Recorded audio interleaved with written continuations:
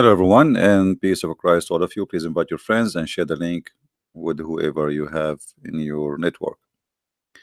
Today, our topic is very important. Actually, I'm talking about it because yesterday I spoke to someone who was working in Middle East. Uh, Working in the Middle East is very popular for many countries, especially when you are from a poor country. Usually, most of those who work in the Middle East, they are from poor countries. And those who they are not from poor countries, usually they go to Middle East to have a very high, let us say, paid salary, which mean a person who is coming from Indonesia, Philippines, etc. Uh, they go and work for a lot less, even if they do the same job exactly a Western person do. If an American he go and to work in Saudi Arabia or in Jordan or in Lebanon or in Kuwait or all those countries, he will get maybe 5 6 times more at least than the salary someone will do the exact same job who is a Filipino or Indonesian, which mean right away you will face a very bad ugly discrimination starting from the salary. And the discrimination nothing except that's because you are a Filipino or you are an Indonesian, that's all. Even maybe you are better in doing that job than someone else. And this is the truth. And the truth always ugly. And nobody want to talk about it. But the salary is not the only problem. Uh, you know, usually when you are poor and you don't have better options, you accept anything. I mean, you have a family to feed. So you can't spoil yourself and say, no, I'm not going to accept this. Why you give somebody just because he is from England, you give him a salary which is 10 times more than me, or maybe 20 times more than me. And not only that, you give him a very good accommodation.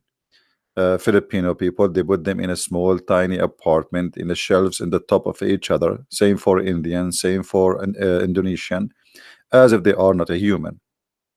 But if you are coming from England or from Belgium or from France, they give you an apartment by your own, and even they provide you.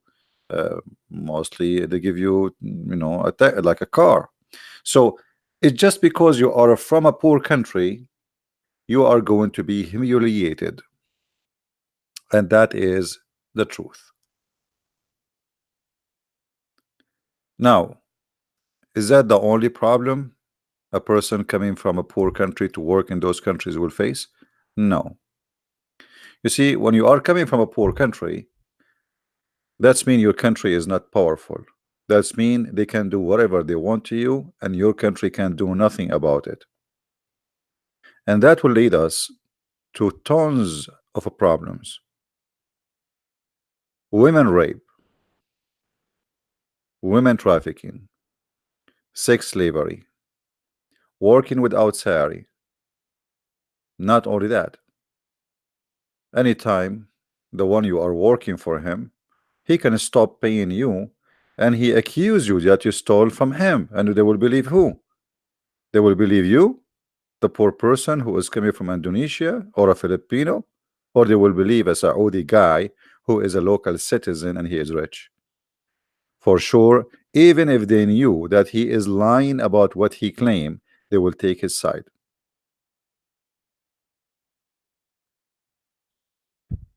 Me myself, I am from the Middle East, so I know what I'm talking about, and I am been in those countries, so I am not really, for sure, not all of them, but most of them. So I know what I'm talking about. I know what kind of a slavery it is. The first thing happened to you if you go to Qatar. As an example, you can go right now and search Google and see what Qatar is doing for workers who they are building. Supposedly Qatar is going to host Olympic, whatever, like something like that about football. I think football game in I think 2020, 21, something like that, and the Indian and the Indonesian and the Filipinos are treated literally as a slave.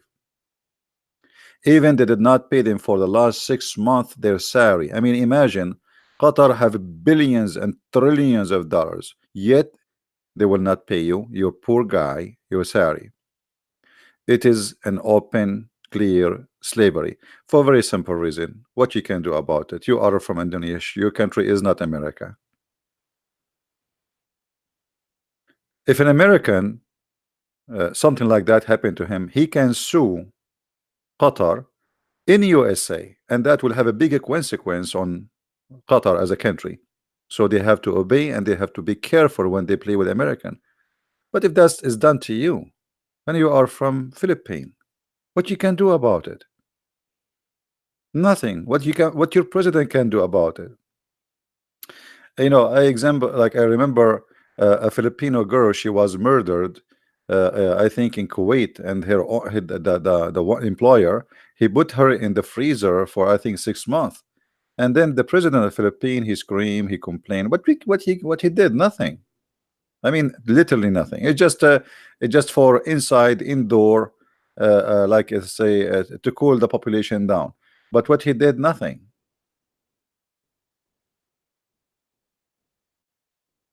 And until now, Filipino girls are sent to Kuwait.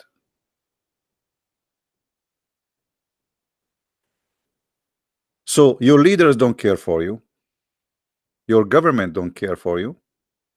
Nobody protect you. And you are not from a strong nationality, sadly. This is how the world is today. And yet you want to go and work in those countries, you are making a big mistake. The second you go to those countries,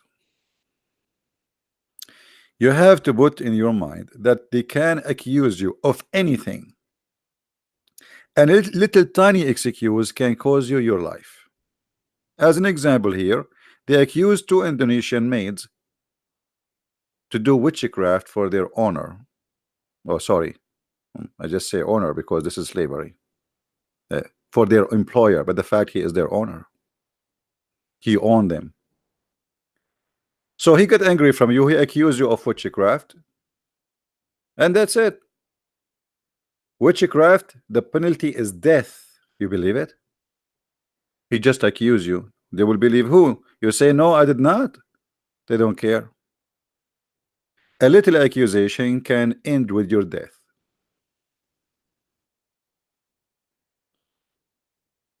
Many years ago, more than 1,200 Indonesian girls went killed and went missing. So Indonesia decided to block sending females to Saudi Arabia. But what Indonesia did? Still nothing. What happened? Where is those 1,200 female were killed? Where is the killer? Have you ever heard in a world that there is 120,000 or 1,200 crime happened and we could not find one killer? Because all what they need to do, they rape you, then they kill you, then they dump you in the desert, and then they report to the police that you run away with their money. So now you are the victim. You are the criminal, not the victim. Now you are killed, you are dead, you are buried in nowhere. Nobody knows about you, and nobody will find you again. And if they find you, they will find your bones. And now in the record, you are a thief.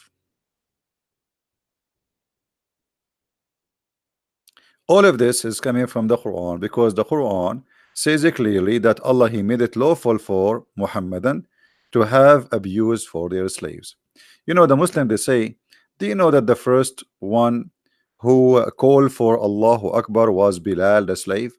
The question was, supposedly, is Islam treating the slave good?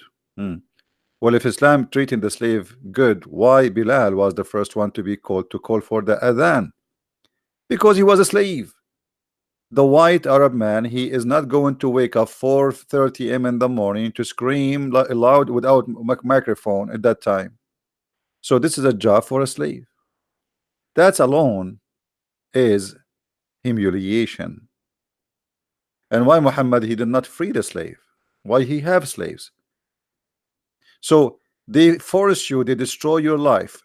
Imagine here in this article I'm reading, which is not really new for me, Indonesian girls, before they send them to the Middle East, They tell them we want to give you a shot, and this shot's supposed to be strong, and later they find that this shot is to keep you like having your period running, or let us say you will not be able to carry a child in case you might have sex when you go there in Saudi Arabia, which means they are preparing you to be raped when you arrive to Saudi Arabia, and you cannot cause them a problem, because the only way you can prove a rape in such a country, if you came there and you have a baby, and then they can check the baby DNA and they will find who is he. But if a man he rape you and he jail you inside his house for a few days after the rape, then all the evidence is gone because there's no DNA can be found. So the employment agencies are working to make money out of your rape. Maybe they are from your country, but trust me, they will use you and they will abuse you to make money out of you, and they prepare you to be the victim for the employer. And by the way, this doesn't matter if you are an Indonesian Christian or a Muslim. They don't care, because according to the Quran says whatever you own and your right hand possess, it is lawful for you. And when you work for him as a maid, that's it. If you remember, the Quran says, force not your maid to do prostitution unless unless they agree. Chapter 24, verse number 33. So if you have a maid and you are going to work there as a maid, do you see it, people? If you are going to work there as a maid, you are equal to the slave. This is Quran. Force not your maids for prostitution when they desire chastity, and if you force them, Allah is all merciful. So not only they can rape you, they can force you to do prostitution. And if the women she go there, and this is why always they choose young, the second you see the employer looking for a young female, you should know that there's something fishy.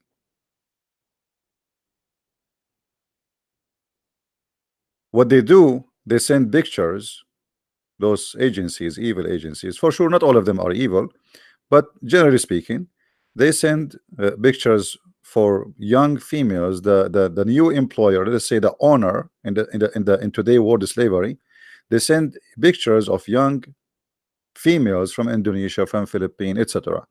And then the Saudi, Emirati, Bahraini, Kuwaiti, etc., this Bedouin man who never have, I mean, this is new money coming to their hands. He chose the best of them based on her beauty. He don't even know how to read your resume. Most of them, they don't even speak English. And based on your look, he hire you, and we know what the job is going to be. So when you come home, the first thing they will do, they will take your passport from you. Your passport will be taken from you, and you will become hostages. You cannot leave the house. You cannot go in the city. You cannot go downtown. Everything, you are a maid. You cannot leave the house without permission of your employer. So you are totally a property of his own. And then he start harassing you, especially if you are a hard cookie, which means you are not easy to go to bed. So if you don't want to go to bed, he start pushing hard and hard, and if he give up, he might accuse you of a theft or a crime, and you end finding yourself in jail for many, many years to come. If not, you end in the death row in Saudi Arabia. Accusing women of doing witchcraft, which is no proof of it, will lead them to death row. That is the truth. And somebody he's saying, a Muslim saying, Christian Prince is liar. We are showing you this is all, it's all over the internet, Abdul. What we are liar? What we are liar? Lying about what? What about lying about what? Huh? What we are lying about what?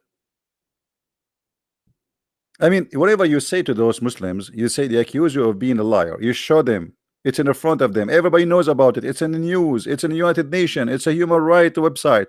And then they say Christian Prince is a liar.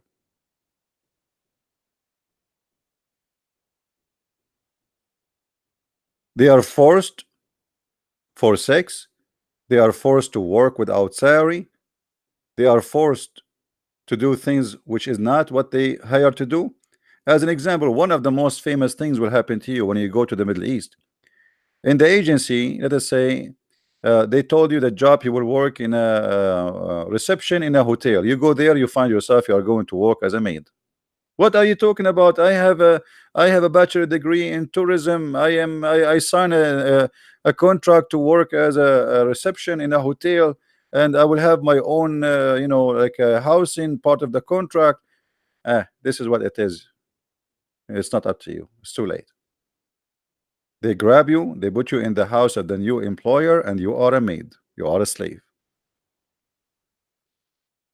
In the contract, they write down something. The job you will do in the ground is something else.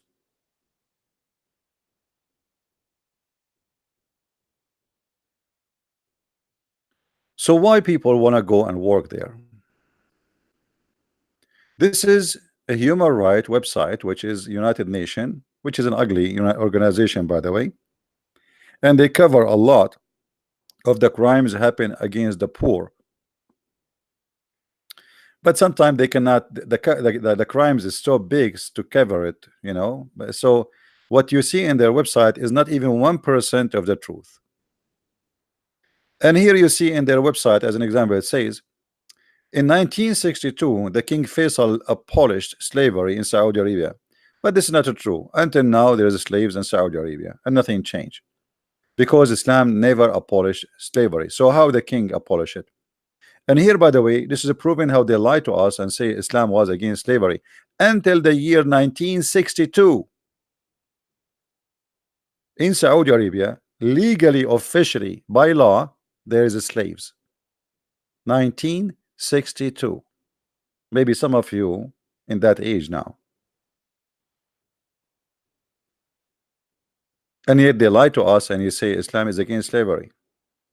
This is more than 1,400 years after Muhammad, and still they own slaves.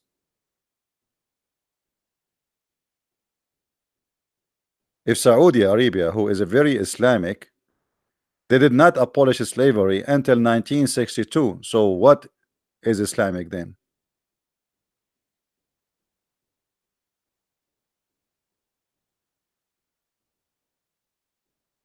But today the slavery still exists, but it have different names. Mauritania, as an example, is the biggest slavery country in the world. More than 80% of the population are slaves. Arab, they own African. All those discrimination and human right violation happen in Saudi Arabia, as an example. And by the way, others are no better. But Saudi Arabia, we can say it is the most extreme dangerous place to live in and to work in. Sexual abuse is #1 concern. Violence, capturing, hostages, jail, false accusation, working with no salary. You go there, you have a dream. I'm going to go to Saudi Arabia. I will work there for 3 years. I will come back with some saving to build a little tiny house for my poor family. You work there, you spend your life making nothing. So why anyone want to go and work there?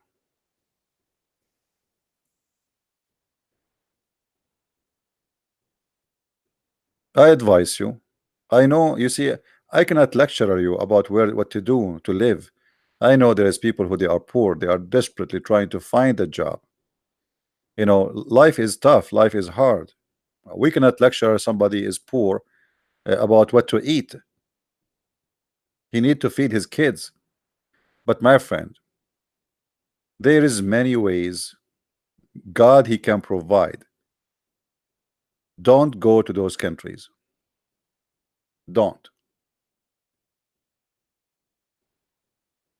A Muslim saying, why the Bible is saying burn people alive? So I want you to say that this is evil, so I can show it to you from your prophet. What do you say? Do you agree? Do you agree, Mr. Muhammadan? If you're a prophet saying burn people alive, what you will do? Are you agreeing that this is evil? Is that what you are trying to say? Hello?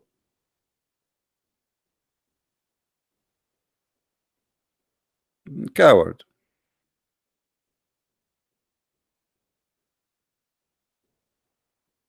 Show your proof.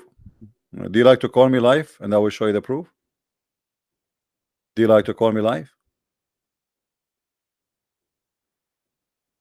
Do you dare to call me live in the front of everybody? If I don't show the proof, I will take vacation for the coming 3 years. What do you say? Do you accept the challenge? And if I show you the proof, you will leave Islam.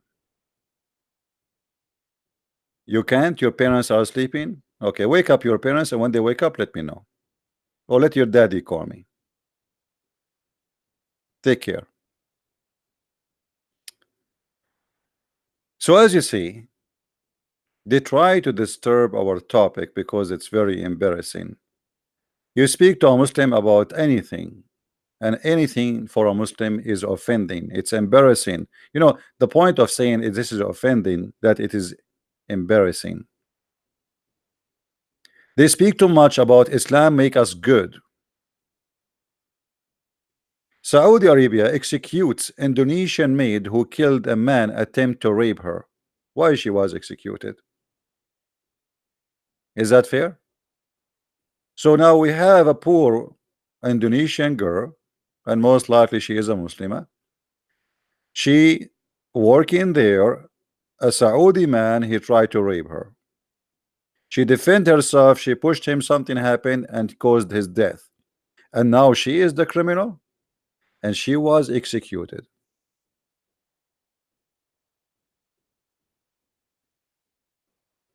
This woman, she have to give, should be given a medal of honor for defending her honor. Why she should be killed? But she should be killed because you killed a Muslim, number one, and he is a free man and you are a slave.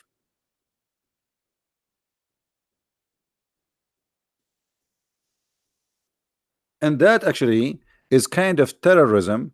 So if you are a maid from Indonesia, from Philippines, you hear this in news. So if your employer, which is going to be your honor until you go back home, he tried to rape you, you will never try to defend yourself because the law will take his side, and as you see, they execute her.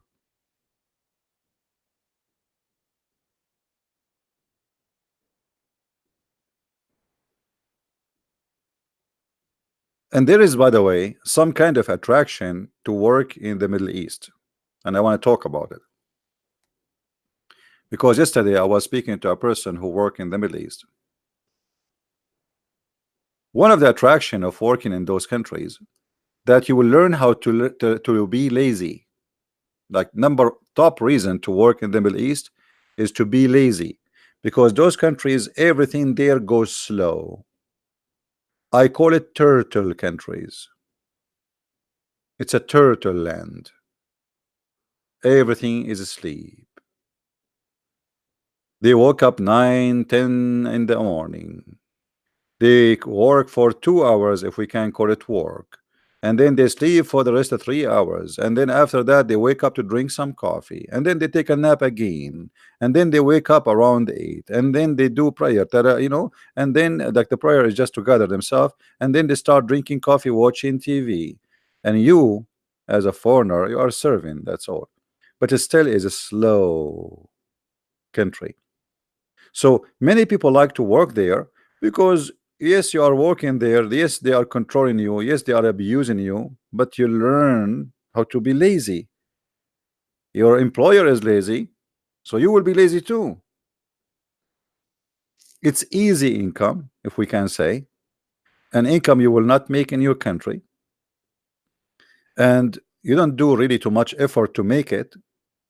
But if you are a female, trust me, is going to come from a very wrong location. You will be his sex slave.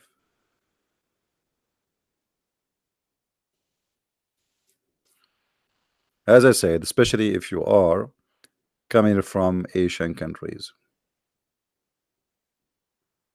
Yeah, but what is expenses? I mean, and not only that, you know, you go. I spoke to many Filipinos as an example.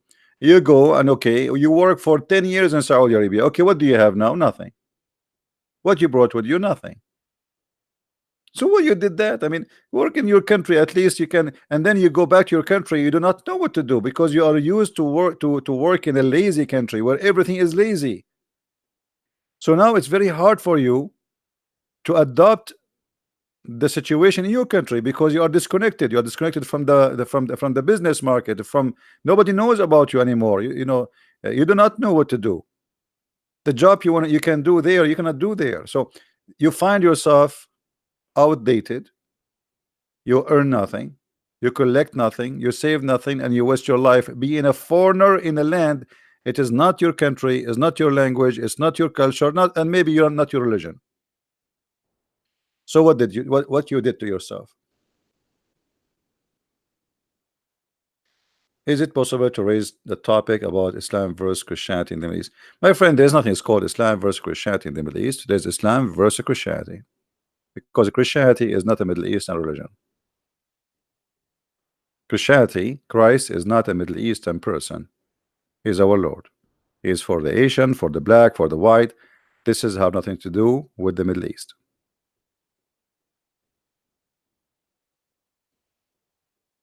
So there is some attraction to work in those countries because your income, it is little, but it is kind of easy, you know, and you learn how to be lazy. But what you can do with this income? Nothing. And most likely you will not come with anything because in Saudi Arabia, as you see, many of them, they are liars. They make you work for a year. Oh, next year we'll pay you, and I will pay you like today. I will give you this month $100. But sir, $100 is not enough for my food. What I will do? Come on, just $100. I will give when you before you leave. I'm saving them for you, huh? I'm saving for you. Your contract to work with me. This is if you are a man. Your contract to work with me for 3 years. At the end of the 3 years, I will pay you all one payment, one check, saving for you. And then at the end of the 3 years, he says to you, I have no money for you. And what you can do about it? I will tell them I gave you the money. And if you say I did not, I will accuse you of a theft. Anything. What you can do about it? There is a video, and many might think in other countries can be better. As an example, yeah, what about United Arab Emirates? For sure, Emirate is better than Saudi Arabia, but it's not too much better. There's a video of the brother of the Prince of Emirate. He was torturing a Pakistani for he accused him that he stole from him 5,000 dinar. I know how many dollar that will be. He put nails in his ass. He put salt in his ass. Even he overrun him with his jeep. He shot with his Kalashnikov, with his AK-47 between his legs. You can watch the video. It's in YouTube.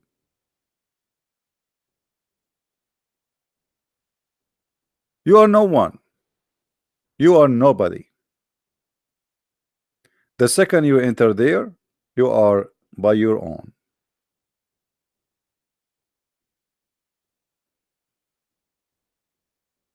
And by the way, I'm not joking. You can search the video right now. I wish I can play it for you, but they will claim copyright for it. The daughter of the Prince of Dubai, she have a video of her in YouTube. Search for it. She and her sister kidnapped and jailed by their father. This is a princess. This is what they call them, princes. If a princess is kidnapped and jailed, who are you?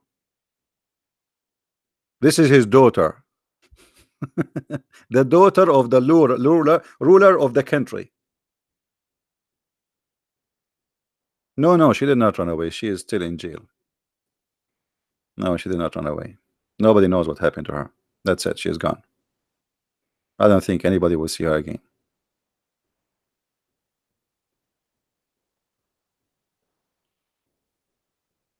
Uh, So if this is happening to their daughters, what will happen to you? Especially again if you are a female.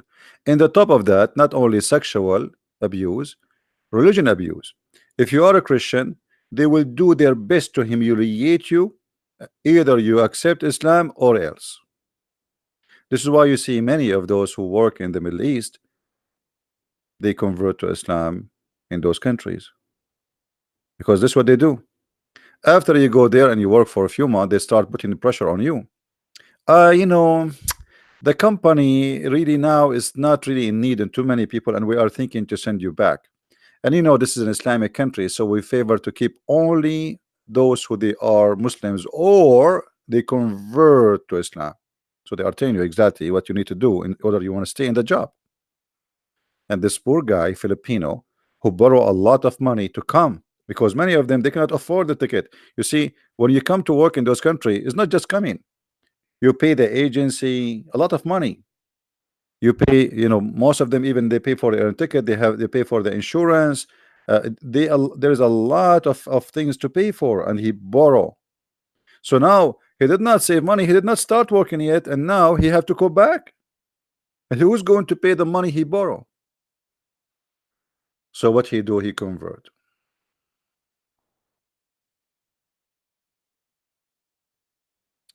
All the videos we make, they will be deleted. So what you need to do, guys, why you don't learn? I mean, why it is hard to learn? You can go to Patreon, or you search for the same exact uh, title in the coming 24 hours. You will find it all over. All my videos, I delete them. All my videos. If I keep my videos, I should have thousands and thousands in my channel. So why you keep complaining why we cannot find it? This is why I say download the video as soon as we finish. And if you are a person who is lazy to download, well, are you lazy to search for the same title? Just filter, search for the last 24-hour post, and you will find it. So anyway, I feel really sad for those poor people who work in those countries. Don't go there. Never go there. You see, work as a maid in your country is 1,000,000 times, and whatever they will give you, you will live. But don't go to those countries. You'll be away from your family, from your children, from your husband. They will rape you. They might even get killed. You might be sent to jail. They can fabricate any accusation against you anytime. You see, uh, there is a story of a woman, and she's a Filipina. The husband, he was raping the Filipina girl, and now the Filipina, that's it. She gave up. She cannot say no. What she would do? She tried to contact the embassy. She could not. You can't even contact your embassy. You believe it? You cannot go there. You can't even open the door of the house. So the wife, she found out about her, that her husband is raping her. But for her, for the wife, she wanted to just get rid of the Filipina now. She knew that the husband is the evil man. So look what she did. She took her jewelries and she put it in the bedroom of this Filipina. The husband came. Oh, my jewelries is missing, you know. The husband, he said, okay, let us search for it. And she told him, why you don't search in the maid room? They searched in the maid room. They found the jewelry there. The husband, because he's raping her, he don't want the police to be involved. He tried to fix it. The wife, she insists. She called her brother. Her brother, he called the police. The Filipina in jail. And God knows when, you know, and they will cut her hand. In Saudi Arabia, they cut your hand for a theft. So she went to jail. They will cut her hand and they will send her without hand to her country. For what? So look what happened to this poor woman. She got raped. She got no salary. She humiliated. She been put in jail. And she lost her hand. And now she will come back to her country, not only without anything, she lost her honor, her dignity. She been humiliated. She been raped. and now she is coming missing one hand. Why you want to do that? What in the world is worse to do? Work in Saudi Arabia or those countries?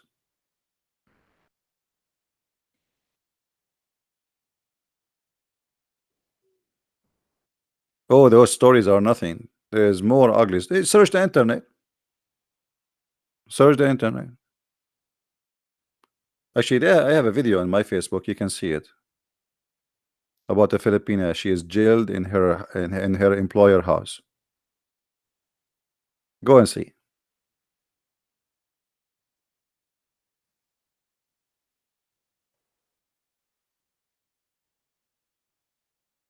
Either you can find a job in a country where you will be respected as a human, or never go anywhere.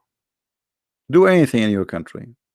Anything. Like, I mean, I don't want to lecture you about how to make living, but I think living in Indonesia as a poor person is 1 million times than living as a poor person in Saudi Arabia, because you will be poor anyway. You will be the maid of those people. Savage people will take control of you. Let me tell you this story. This is not about a maid. A Saudi man, he married a girl. She is from Syria. She is a Muslim. The girl, she is like 16, 17, teenage. The guy who married the girl, he took her his home in Saudi Arabia. He married her in her country, then he took her to his country. When she arrived to her country, to his house, she found out that she had to sleep with his father and his two brothers because they share women. She tried to escape the house. She could not. She could not find any way to call anyone. There's no phone. The door is locked. She can see no one. Nobody can see her. 3 years, 4 years, 5 years, she could not meet a person just to tell him what's happening to her. Finally, she was able, like, because they trust her more because she became like used to it. So she was able to go do shopping, and she was able to speak to somebody who work in a store who is from her country. She gave him a letter, a paper to contact the embassy. The embassy, they contacted somebody, blah blah blah blah blah blah, and then finally she was freed from her husband and the family sexual rape. Family. She's a wife. Imagine, the guy, he married her. This is not his maid.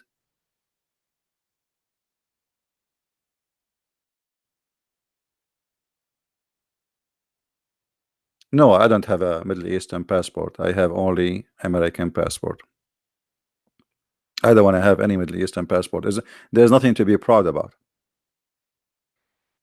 My Middle Eastern passport expired long time ago, and actually I don't have it no more.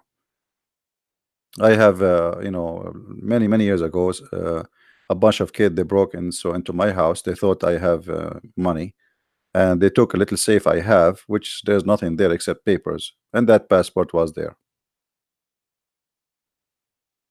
I have like degrees and passport, which is that passport.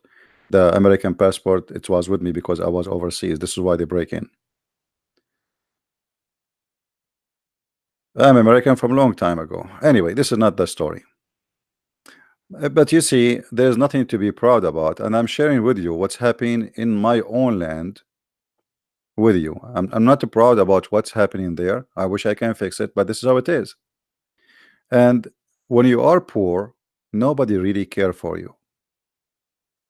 You see, I remember once when I was in the Middle East, we opened the TV, and then they say like 10 cars, they hit each other because there was a storm in Los Angeles.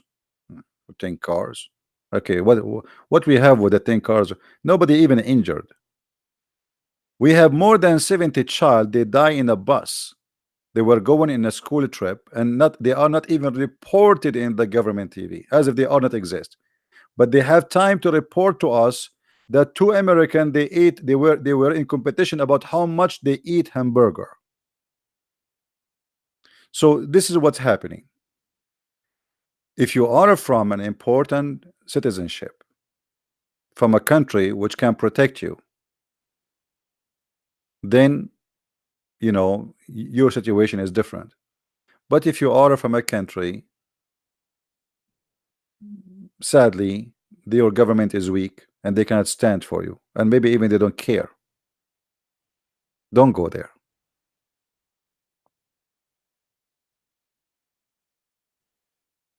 You are making a big mistake, especially if you are a female.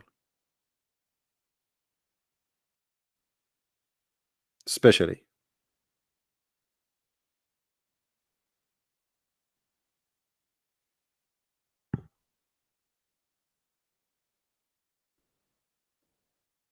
And the additional risk, as I said, it's being learning how to be lazy. Because working there teach you how to be lazy, and income is easier than making income in your country. So you work there first year, second year, third year, fourth year, and then after all the years you work, you find yourself you made no money really. Yes, you have better income, but you have no money. Especially like some people like from some countries like Philippines as an example. Filipino, they are very kind people, and when they start working, they start sending money to their families, and they buy gifts, Christmas gift, New Year gift, birthday gift. So a Filipino guy, he work all year there, he come back, he's carrying nothing but a bunch of trash in his back, a camera, iPhone, a keyboard. What, you are wasting your life for this? You know what I mean? You go overseas,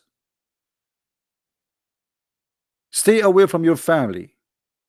You see your family once every 2 or 3 years, once for a week or two. To come back with the camera,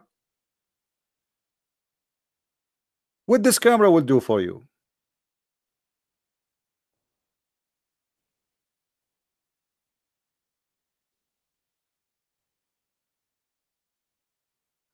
Don't go there. Work in your country. Work as a taxi driver. Go and see how much money they are making. They make the better. Learn how to drive a heavy duty machines. They get paid. Learn how to be mechanic. You can make good money in your own country. Why you want to go there? You go there, you spend your life, you waste your life, you come back, you have nothing. And not only that, you see, when you work in a foreign country and you are not one of them, the language is not the same, everything is not the same, the culture is not the same. You don't enjoy your life. And most of those countries, even they force you to wear hijab. I mean, look what happened to you. You compromise every valuable thing you have. Your freedom is gone, which is the most important thing a human being he have. I mean, a human being without his freedom, what he have? We are like what? Dogs, donkeys? The second you lose your freedom, you lost everything. So you lose everything for what? To come back with iPhone?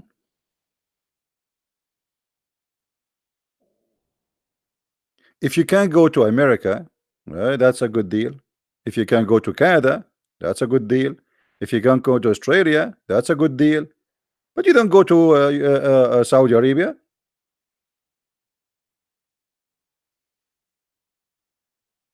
In America, you can be a citizen, and if your employer abuse you, you can put him in jail in 5 minutes.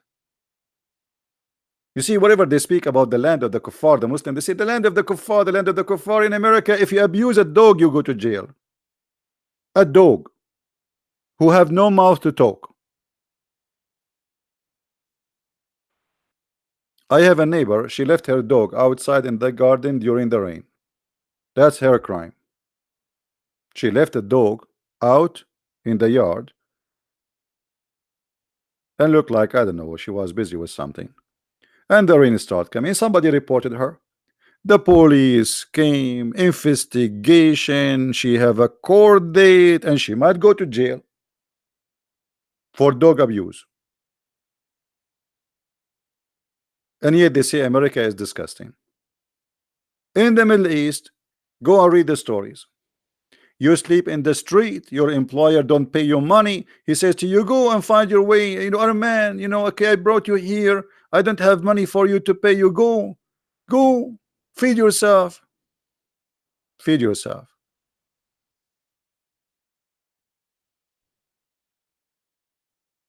Hmm?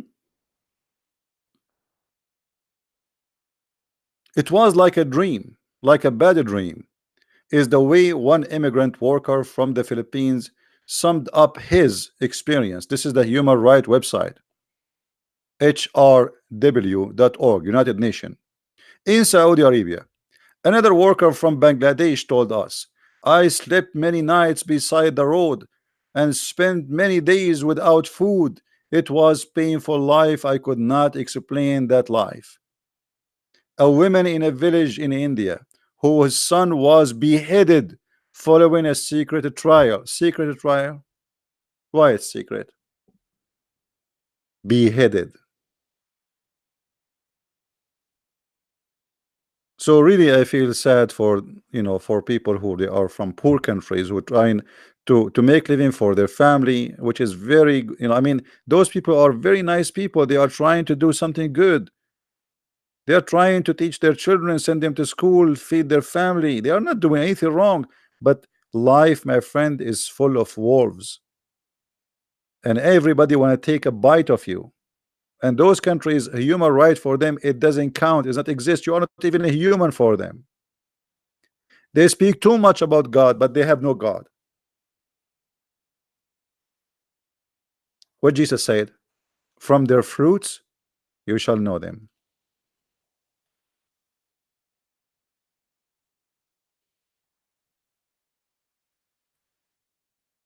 So I say to you, and I say to you from my heart, it's an advice.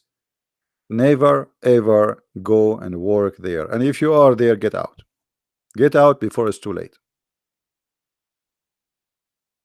And additional to that, those countries have no future.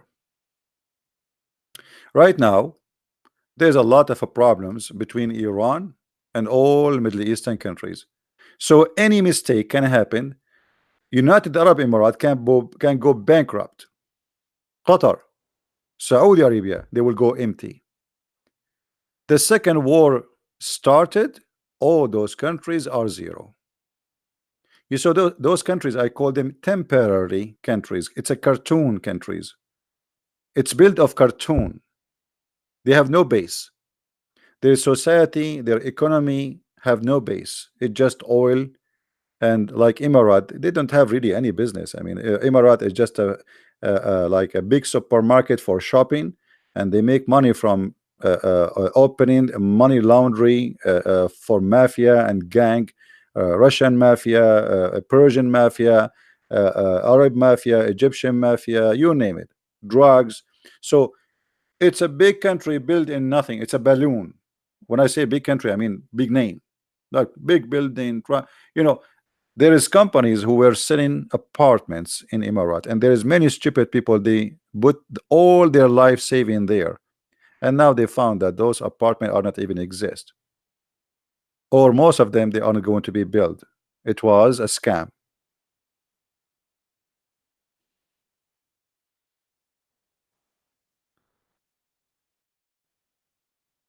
You have to be careful about where you invest your future, because remember, time goes. Like now, people hire you for a job because you are young, but how many people are here from the Philippines? How many people are listening here from the Philippines? Give me one, please, if you are from the Philippines. Do we have some Filipinos here? I think we have many.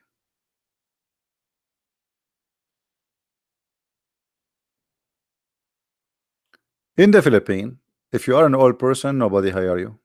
It's a fact. You believe it?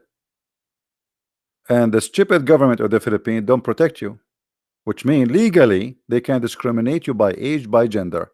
You will see an ad for a job in the Philippines says you have to be between the age of 18 and the 25 legally, which is discrimination. So if you are over that age, if you are 30, you will imagine 30 years old. You are still young, still you have hard time to find a job. The older you get, the impossible the mission is.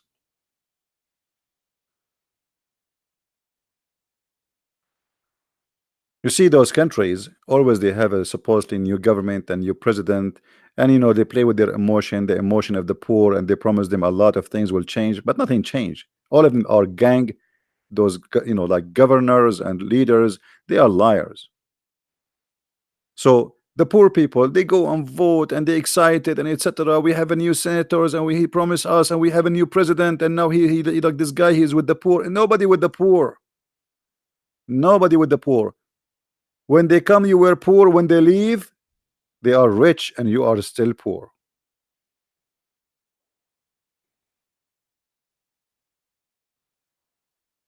So you work in the Middle East when you are young because they will not hire you if you are old anyway. So you go to the Middle East today in Dubai to work, or in Saudi Arabia, and you are 20, 21. You stay there for 10 years. You come back to Philippines, nobody hire you. And your saving is nothing. So what you would do? You establish no business for yourself. You establish no job. You establish no even retirement. Nothing. You find yourself as if you are just born today, starting from zero.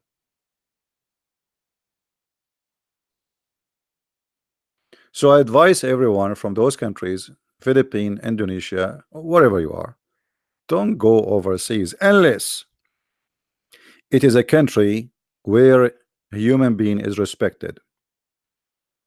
America, Canada, Europe, yeah, but even not all of Europe is the same. Uh, but like those countries, you can have a future, even you can be a citizen. Otherwise, don't go anywhere. Stay home. Stay home and try to do anything you can.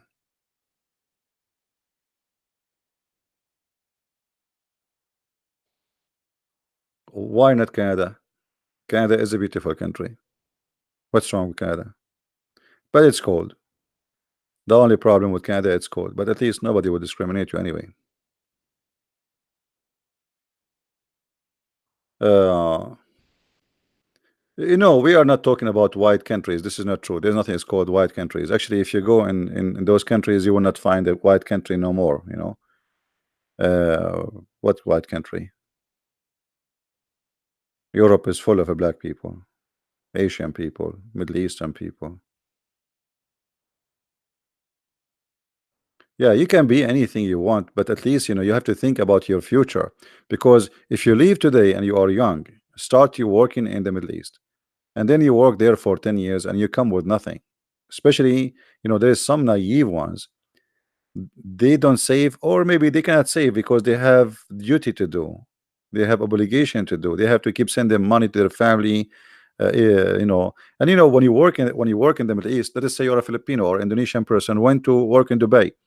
And because now you're in Dubai, all your family who they are in Indonesia, they start sending you, please, can you I borrow money from you? Your cousin and the cousin of your cousin and the cousin of your cousin, because they think you are a billionaire there. But the fact you are just a taxi driver there, or maybe a driver for your boss, or even you are a maid. So everybody want to borrow money from you, and you are a good person. You give, but the money you give will never come back to you.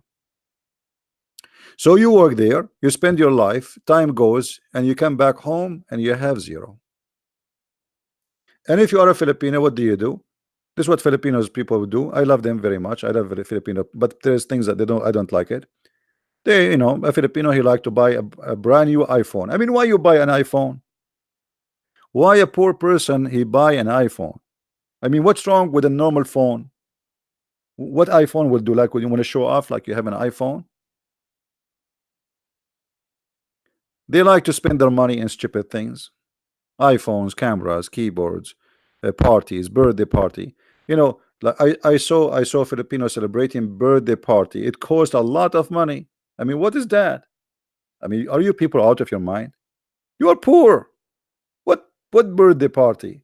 And why you are inviting all those people and all this food? And so what, you fast now for the coming 2 months? You borrow money to make a party? Like life cannot go without a birthday party? So we have a bad habit, bad traditions, bad thinking involving our decision and destroying our future.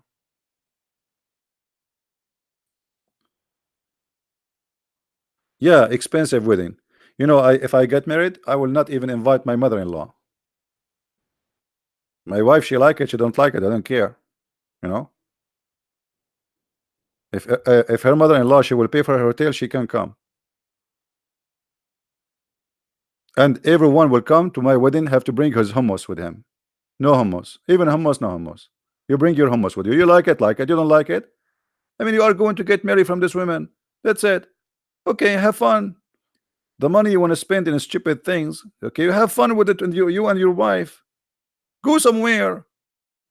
I mean, you are a poor person. Have a roof for your house. You know, tomorrow the rain is coming, so you can, you know, sit down with your wife in a couch and you can enjoy your day. So you spend the day now for a stupid party, and tomorrow you have no roof and you pay rent. All right. No, it's not about being cheap, it's about being smart. You see, people, they spend a lot of money in a stupid one day night party. The dress is $1,000. The ring is blah blah blah blah blah. And then you invite all those people and who start gossiping about you. Why you want to do that? Nobody will like what you did anyway. They will talk about you. They will talk about you, about your wife, about her sister, about your brother, and they will rip you off after all the money you spent. So why you want to do that? Just take her to the church, bring a priest, you know, 5 minute wedding, and that's it. Take her in a tricycle and go to the beach like Tarzan. Hmm?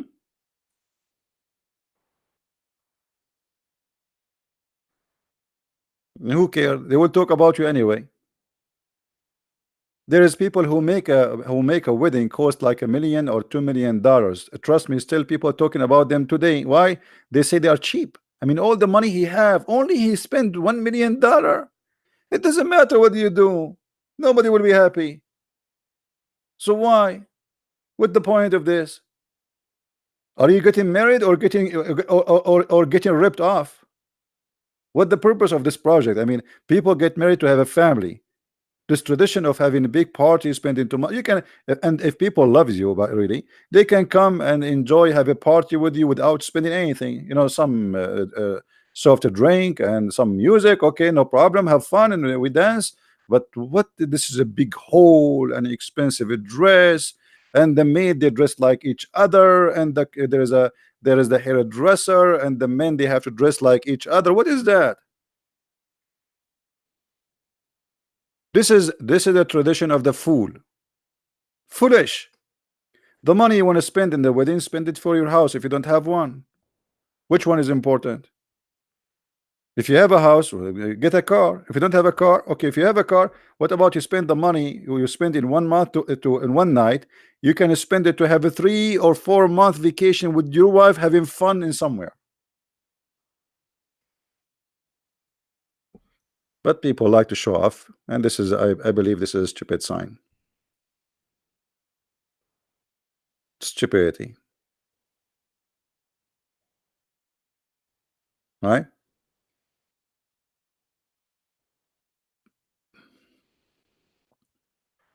Like tomorrow, after a few months, your wife should deliver a child, and there is no room for him.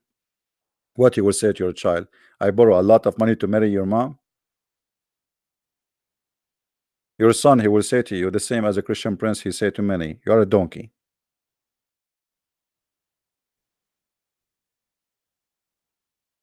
It was like that when you first came to America. I didn't know what do you mean, Mimi. What do you mean when I first came to America? When I came to America, I found America have a lot of American. I'm not sure. The same as in China, there was a lot of Chinese.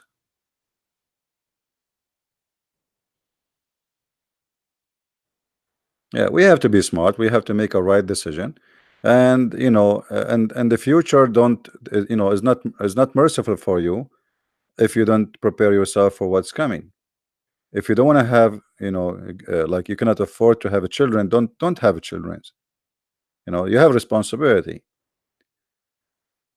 So, I believe, if I'm a person who have a little land in Indonesia, I prefer to stay in my land, grow some chickens with honor, and die in my land, better than going and being humiliated in a foreign land and even have a very bad ending.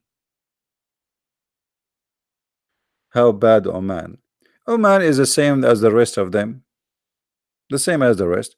But like you see, the treatment always is different, depend who you are.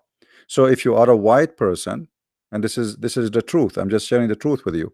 If you are a white person, European person, they treat you a lot nicer from being an Asian person. Arab are very, very extremely racist.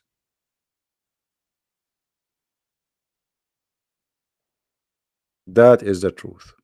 No, I'm not an Egyptian. Egyptian are not Arab.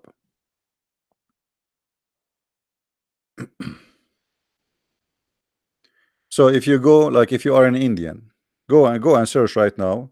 Do you know that in Saudi Arabia you can work there but you cannot die there?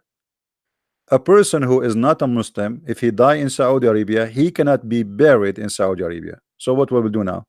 Your family, they will pay all their saving, the money you made, so they can get you back from there. You cannot you cannot be buried in Saudi Arabia. It's not allowed. They have to ship you out because you are a kafir, you are dirty, you are najis. Even death, even after you die, they discriminate you. You have no place in this country to die. You can work here, but you cannot die here.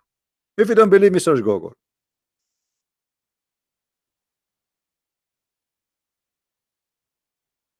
Actually, let me search for it.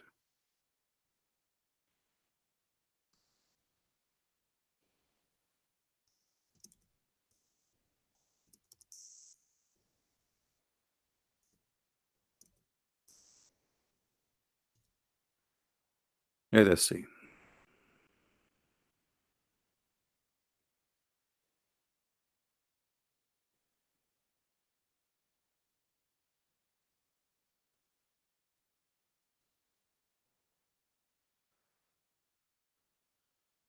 Uh,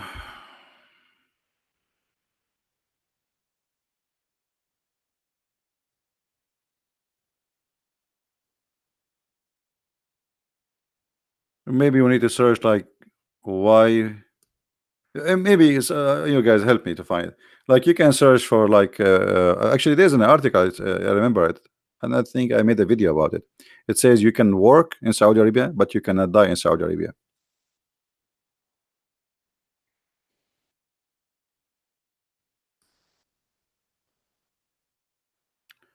I need to find it. So if you work there and you die there, you cannot be buried there because you are an infidel.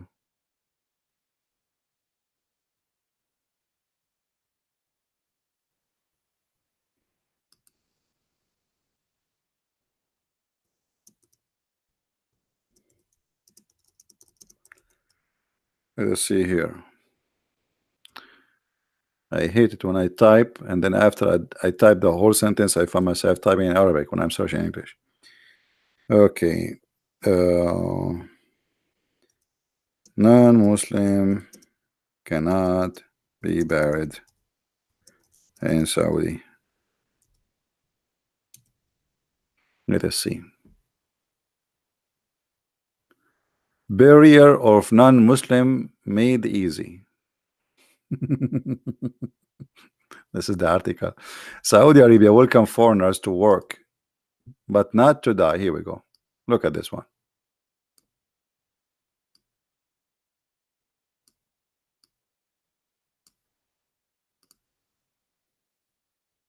Do you see it? Saudi Arabia welcome foreigners to work in nation, but not to die. Don't die here. Even in death, they have no mercy on you.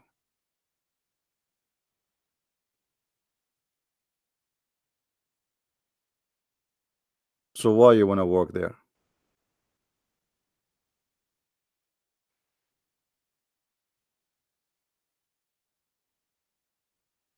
You know, even if you are, you see, you know, those are racist. So what if you are a Muslim? You think they would treat you better? They would, you think they would treat you better? If I go to Saudi Arabia because I am white and you are Asian, they will treat me million times better than you as an Asian Muslim. Don't fool yourself. They are racist to death, the same as their prophet. You remember when Muhammad, he said, he promised them that they will have hur. What the hur is? Hur is seeing women who they are so white to the point you can see through.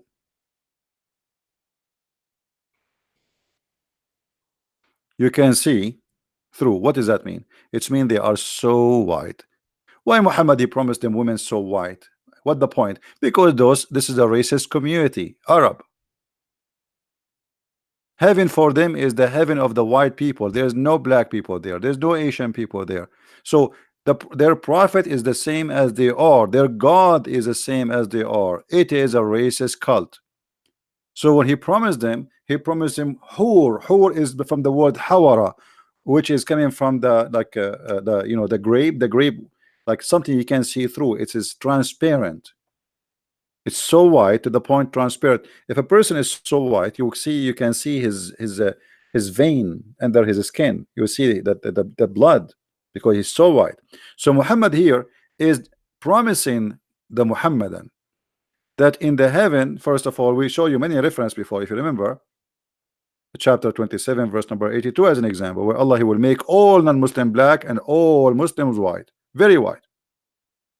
And here, the package you will receive with those naked women who they are waiting for you, they are so white to the point you can see through the marrow of their bones.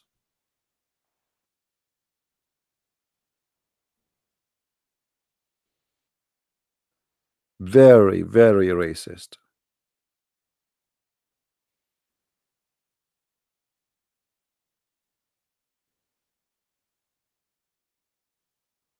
The wife of ruler of Syria is a white woman.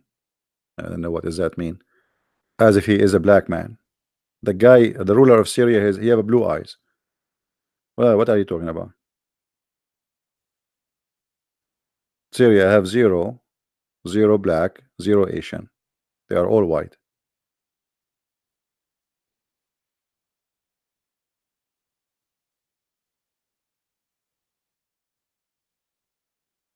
This is reality.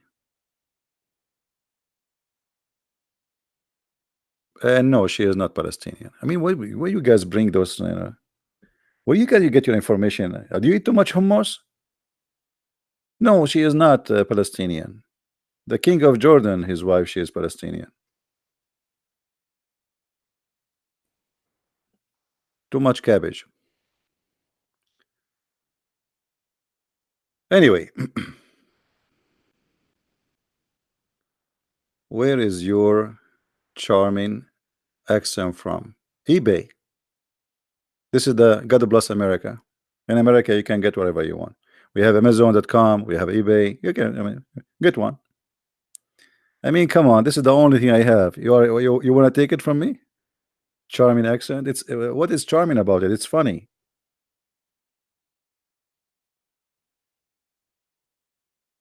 Uh,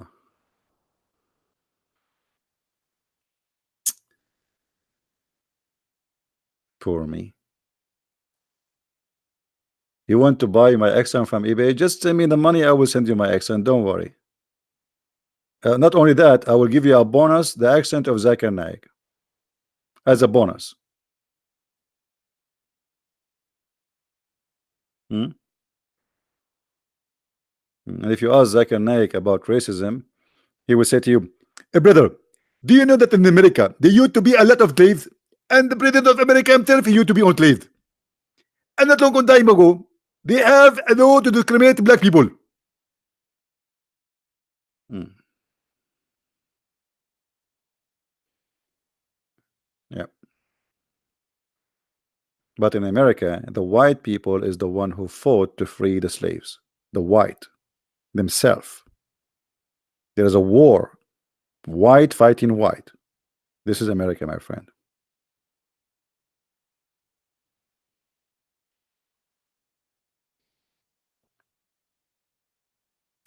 So anyway, I hope I did explain why you should not go and work in those countries. You are wasting your time. You are wasting your future. You have no you know, like, I mean, you have no future in those countries. What you will be there? Nothing. You see, if you stay in some countries for 5 years, you can apply for the green card citizenship. But in those countries, they would never be a citizen. They would discriminate you always. They will look at you down.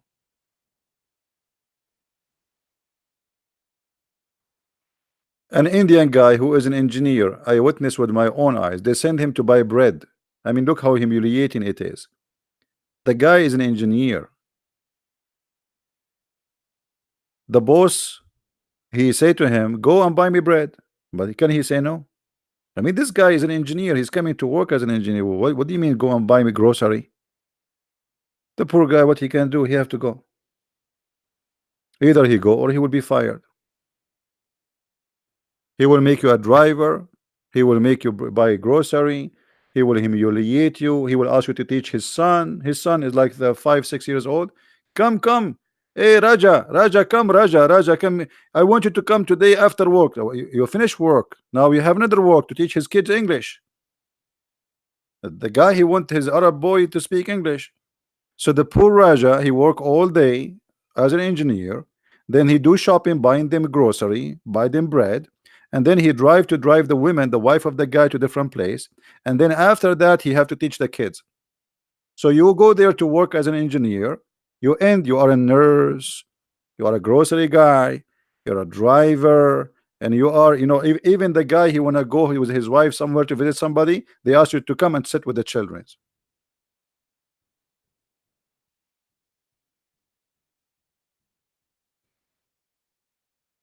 Why you want to do it to yourself,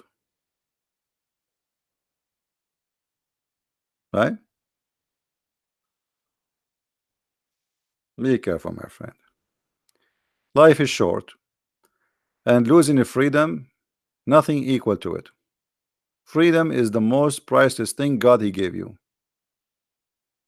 Those countries, not only you lose your freedom, you might lose your head.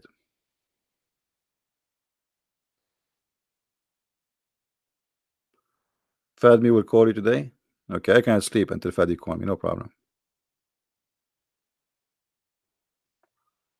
Canada is too cold. Yeah. So what? They are talking about the global warming these days. And you know what? Canada is getting warmer. American, they are eating beans and a lot of gas involved. So I predict in the future Canada is going to be like Hawaii. So what the global warming is about? Is it true? If a global warming is true, that means Canada is going to be Hawaii maybe in 10 years. There's a liberal woman, a Democrat from the Democrat in USA in the Congress. She said in 12 years the world will end because of eating beans. I mean, those people are really stupid. No, what? I don't know how those people they became Congress people. Just a party support you. Just be stupid, and those liberals they vote for anyone who's like them. Unbelievable. The world will end in 12 years if we don't stop driving cars. In 12 years, why you don't make it 12 months? Hmm. Yeah, liberals are very funny. Indonesian love CP. Thank you, my friend. Thank you. I love them too. That's why actually I'm trying to focus more and more in Indonesian, Filipinos, Asian. I have a special. Let us say my heart is so close to those who they are poor. I love poor people. Now, for sure, not all Indonesian are poor, and not all Filipinos are poor. But we are talking generally. Poor people are really lovely. You know, and for sure, there's bad people everywhere. But the unique thing about poor people in those countries, they have a very, very, very clean heart. They welcome you. They give you. I mean, as if they are the rich. If you see what they give you, what they offer you, they act as if they are the rich, and they have a lot. You see, when a poor person he give you a dish of food, and hardly he can make that dish of food. That's mean he gave you a lot. Imagine there's somebody, he make let us say $10 a day, and there's a guy he make $100,000 a day, and then the guy who make $10, he spend in his day $10. He have a guest, he spent $10 on him, and then the guy who make $100,000 a day, he spend $1,000. Who spend more? The poor. The poor spend a lot more. He spend everything.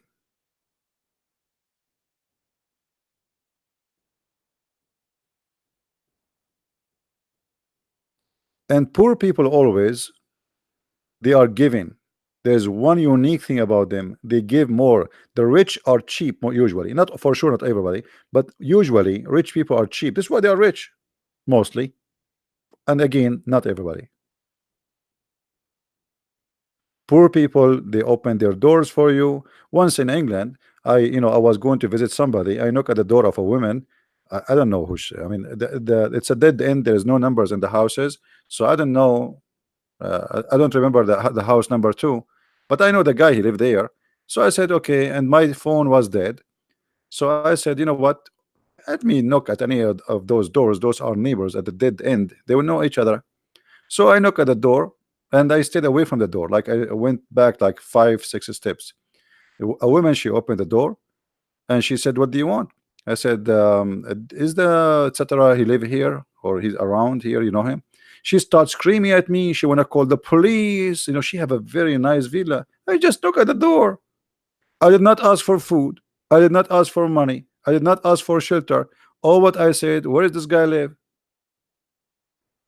Are you here coming to harass me? Are you here coming to are you wanna go and attack me? Are you staring at me? Are you look? And she is kind of old.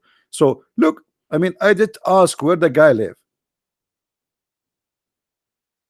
In the Philippines, wherever you go, you will see how friendly, how beautiful they are.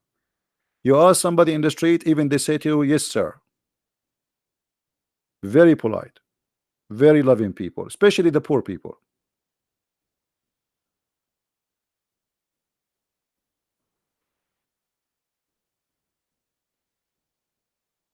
And I believe uh, Indonesia will be the same.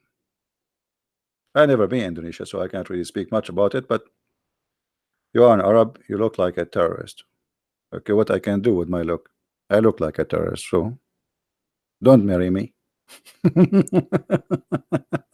What do you have to do with my look?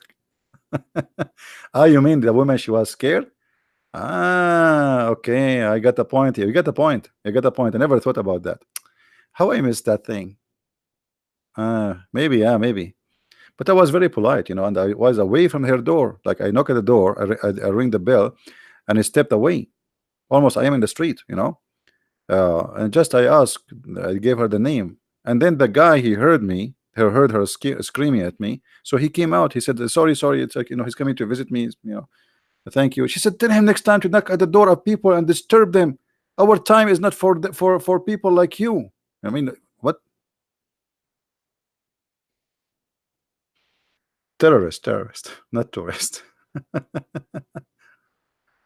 All right.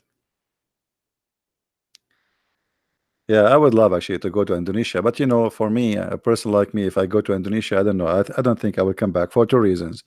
Either I will be kidnapped by Indonesian women to force me to marry her, or I will kidnapped by Al Qaeda. So I choose one. Which one is best?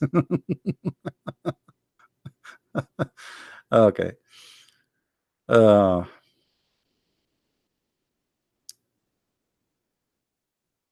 anyway, if you look like a Brad Pitt, who is a Brad Pitt? Talk to me in Arabic, man. I don't. Do you think I know the names of? Is that an actor, right? Brad Pitt. You expect me to know who is this guy? Is he? Do he look scary? Let me search his name. Actually, I look like an actor, but I forgot his name. Once I was in a restaurant. It's a restaurant and they have a band. But for me, I was just stopping. I was driving long drive and I need to have a break in my driving and I need to eat something. So I stopped there and then a guy, he came and he sat next to me and he said, by the way, I know who you are. And in my head, I start saying, okay, this guy, maybe he know I'm Christian Prince, but how you know? I was thinking about something different. So, and then he says to me, but don't worry, I will not tell anyone. So I said, okay, thank you. He said, but can you sign this for me? I said, sign what? I mean, yeah, like, and he started telling me, I have like my children, they will be happy to know that you sign. They always watch you on TV, and they watch me in TV. For sure, he is not talking about Christian Prince. Anyway, then later I found that I cannot give you the name of the actor because the guy, he insists he go and he come back. He insists, He said, "Can I take a selfie with you?" I said, "No, you cannot."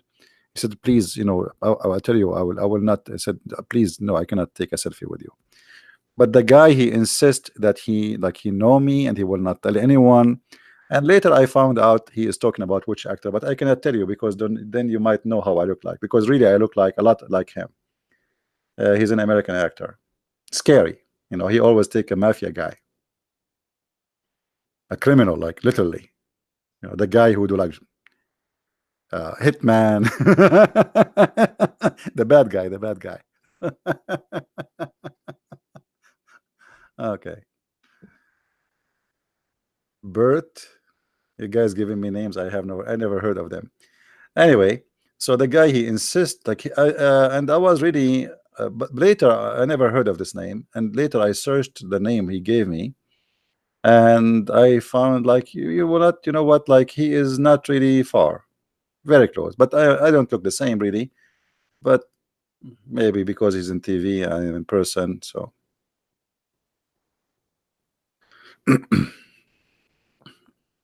anyway, uh anyone have any question for us about the topic? Any Muslim here don't believe in what we said?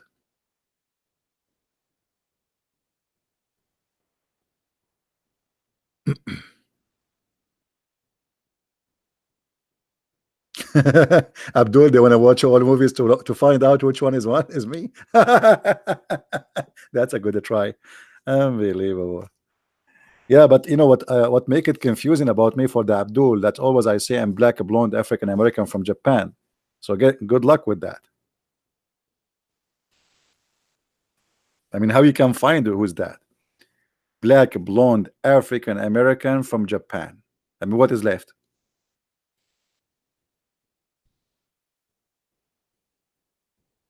Keep trying, you know, keep trying. Uh, we always here we expose Islam, and but in the same time, there's many topics to share. It's important for the community and for people.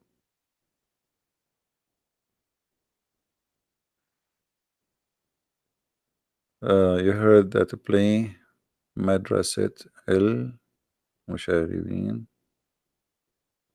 Yeah, I know this scene. What about it?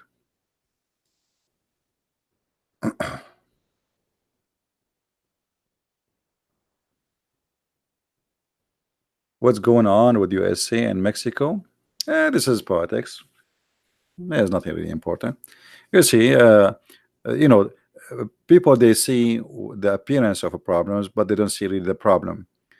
What's happening in America, that Democrat, they are trying to change the population ratio, because always a new immigrant who come to the country, they are given citizenship by the Democrat. Republican, they fought and they fight that. So the more immigrant they come, the more population who vote for Democrat are there. And this is why Democrats are fighting to keep the borders open, not because they love immigration. They are hypocrite liars. It's a dirty garbage game. So people, they come from South America and they are poor. They want to work. I don't blame them. If you have a system which is broken, people can get in from the border. And not only that, in this country, if you are an immigrant, you can put your children for school for free, health insurance for free, just sign asylum, and even your apartment for free, which mean American don't get that. Me as an American, if I don't work, I will go homeless. But if I am coming as an asylum, the government have to give me at least for 2 years housing, free food, free health insurance. If I have children, they go to school for free. So Democrat, they want to have open borders in order to change the geographic population, which is going to vote for Democrat as usual, and that will make them win always.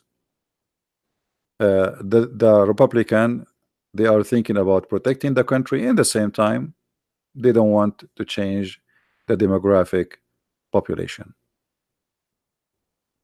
It's a dirty game. Will you debate Sheikh in June? I don't know. I mean, I'm here. You see, if somebody want to debate me, do you think you need to tell me I will debate you in 29th of June? I mean, if he's real, he would debate me now. Call me. You know what I mean? They are fake. There's a guy who challenged to debate me from 10 years ago, and he have an article challenged to debate Christian Prince, but he never come. I'm here every day. Making an article. Yeah. Then, you know, most of Muslims, they try to show off that our heroes. You know, like, okay, I want to debate Christian Prince.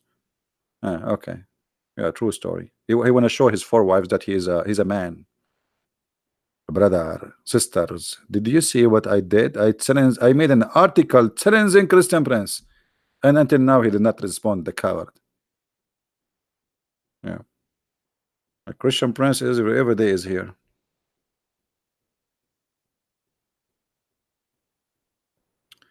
Sekar City. There's nothing it's called Sekar City. What's Sekar City? This city actually, it was Las Vegas in its time. The city of Mecca, it was literally Las Vegas, where people, they used to go naked, have sex, enjoy their time, 360 gods, and everybody having fun. After Islam, Mecca became an evil city.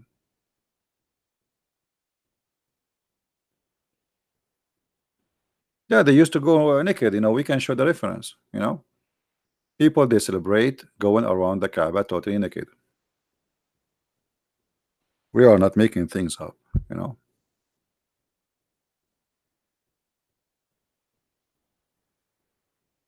See, this is the reference in front of you.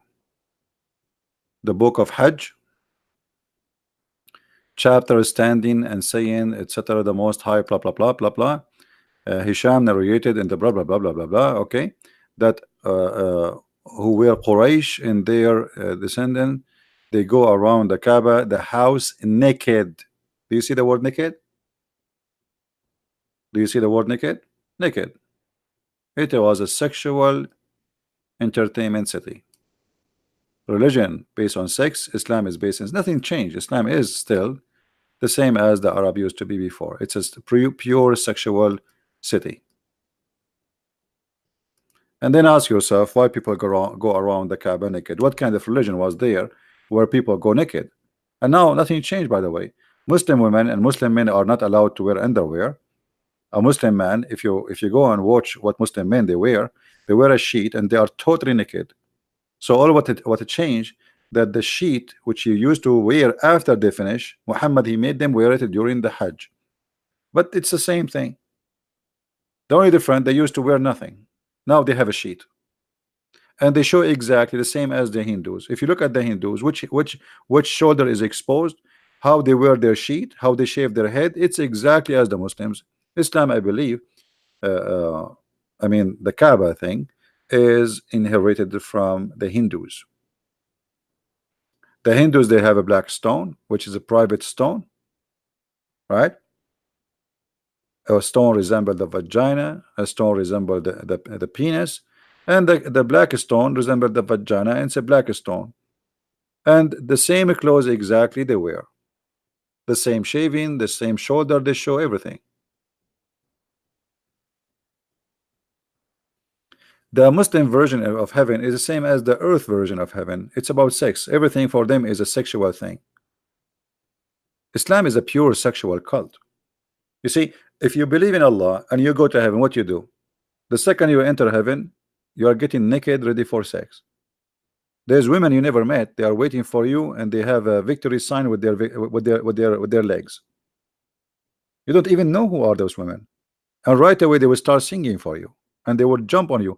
There's a sheikh who explained what will happen to you when you enter the door if you're in your house in the heaven. How they will jump on you. I wish if I played for you. It's a porn. Literally, he starts saying what they will do to you, step by step. One is sucking your, and the other one is sucking your, and the other one is sucking your. You know what you're I'm talking about. And he is speaking about that live on TV. Hey brother, hey brother, the fun you are waiting for, you will not believe it, brother. The second you enter your room, brother, one she will be sucking your, and the one you will be sucking, even your nipples will be sucking it. I mean, you will be sucked by mosquitoes. And this is live on TV. Actually, you know what? Let me find the video. Even I will not play it, but maybe.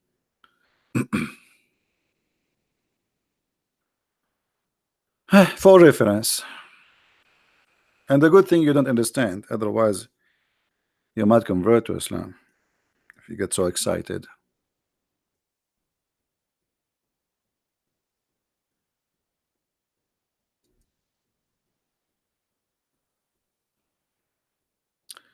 All those videos are description of the hur. Look at this picture here. Look. The title is "You Will Not Believe the Description of the Hur," and they have a woman wearing a clothes which is see-through. Look, this is the hur, brother. Do you see your hur future? The hur. You see her? Okay. And oh, look at his hand is open. A brother, the hur, a brother. Look at this guy. Look at this guy. He's looking at the sky, describing the whore. You know, getting so horny. This guy, he got killed, and he is waiting for the whore. All those videos speaking about the whore. Look at the whore, brother. The whore, brother. The whore, brother. Look at this. This one, she have a wing. She have wings, and she is so blonde.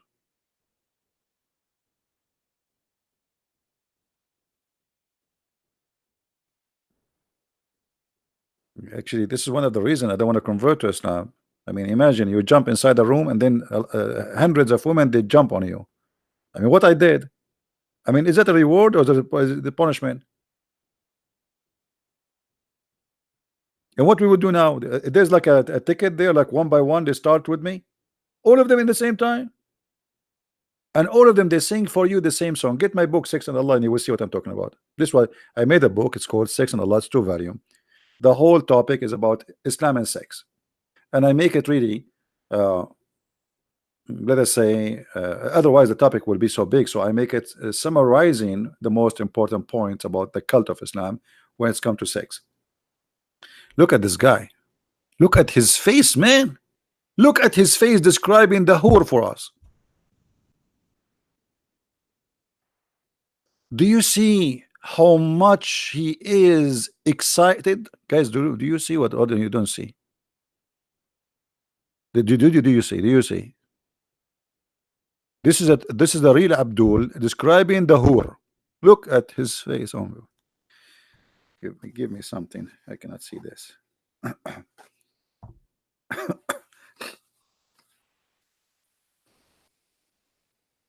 Look at his face. Look at this. Look at the other guy.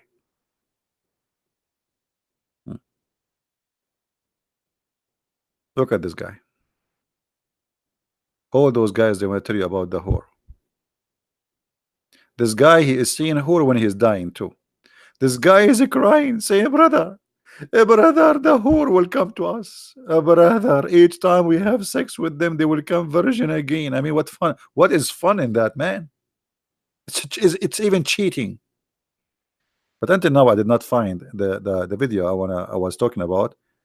I did not hear those videos, so I don't know what they are saying. But I'm assuming all of them they are the same anyway. You know, all of them are the same.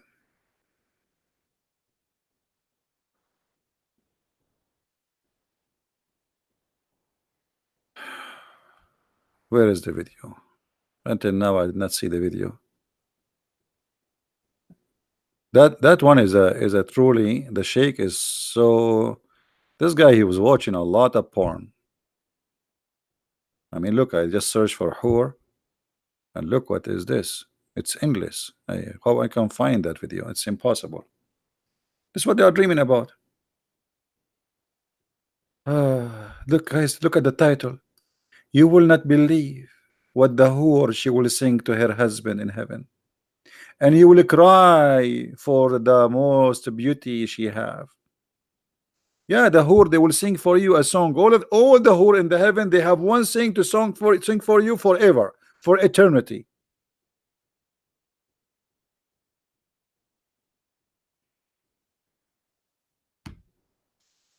This is why when you go and work as a maid from Indonesia, for those people, they are sexually aroused. They are hungry. This is why they will not let you treat you as a human. This video is, which one is better description, women of this earth or the whore? Look what the Muslims are busy with. I mean, which one is better, brother? Women in this earth or the whore? Me, I wish you speak Arabic. I don't want to get you dizzy, but I did not find until now the video, the one I was talking about. Yeah, it's endless. I found it. I found it. I found it. Who here speak Arabic? Who here speak Arabic? Because this is only for those who speak Arabic. Who speak Arabic? Anyone? This is the video. It's a pure porn. This is a sheikh speaking in the TV, speaking about how they will suck you. This is what I remember. You know what? Let me hear some of it. Hold on. That's how I can hear some of it without playing it, because I don't want just to be sure that this is the one. But I think this is the one from the image. And give me a second. Yes, it is the one. It is the one. Just he said one word. I remember. That's it. It is the one. Yeah, and this is the link for those who want. But it's in Arabic anyway. Like only those who speak Arabic, they can understand. Hey, brother, when you enter to the heaven, brother, in your room, and brother, they will start jumping on you, brother, and they will start sucking you, brother. One, she will put her mouth in your mouth, and the other one in your and the other one in your and the other one, and the brother, they will be fighting over you, brother. This is the link. You speak Arabic, be sure there's no kids around. Yeah, all of those is about whore.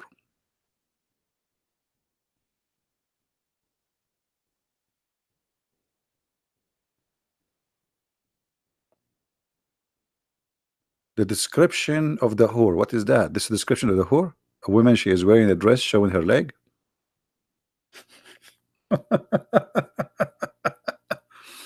Abdul Kader. Hey, Abdul Kader, why I'm lying? Do you like to call me Abdul Kader? Guys, we have a brother Abdul Kader here, and he is saying Christian Prince are a liar. Well, Abdul Kader, do you like to call me live on air? What do you say, Mr. Abdul Kader, brother?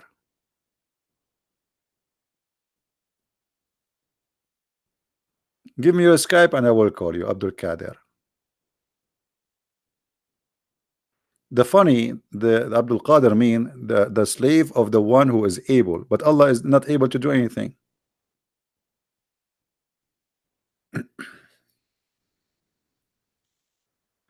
Do I dare to debate you in 2029? Can we make it 2029 in one day? Because at that date you gave me, I think I will be taking a shower. I'm an Arab. I take like that will be one century shower for me. I mean, you could not find a better date than 29. Wait, 29. 29 in one day, maybe you can do it. It's my shower day. I'm celebrating 1 century shower. Where is this guy Abdul Qadir? I think Abdul Qadir, he stopped by the second he heard about the whore. Otherwise, he wasn't interested in our title. But his ears start pinking him. They get it. They get pinky. Oh, sorry, not pinky. Kinky. They start getting kinky the second he heard the word whore. They can feel it, man. They can feel it right away. Those whore are different. They are unique whore. So he was walking by. The title is not important, but then he heard whore. What? Whore? Did you say whore? No, I did not say whore. I said whore. So because of the word, he got by and he stopped here.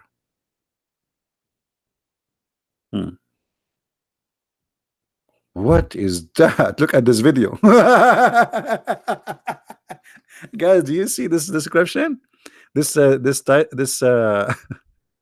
yeah, I think I think this picture is added by one of you, Alexander Phil. Yeah, he is here. Yeah, I think this is his channel.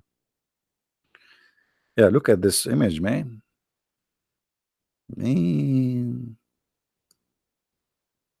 So you are like, you will be sitting there and all those women waiting in front of you. Unbelievable.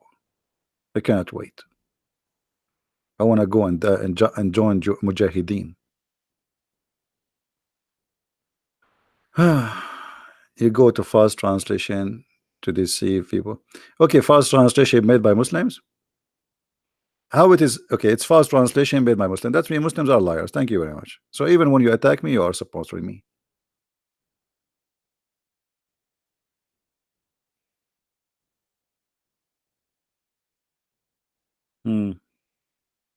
Muslims, they have false translation.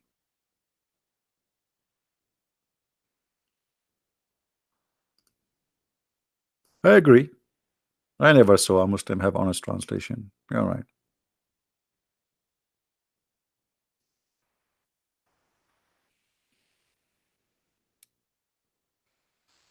No, I think this guy maybe is just joking.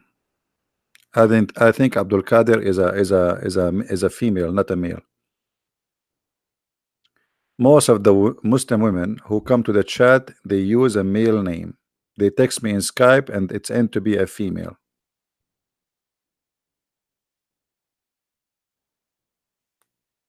Once a Muslimah, she sent me an email. It was a very threatening email. And she said to me, so what if your voice is so sexy? I hate you, I hate you, I hate you.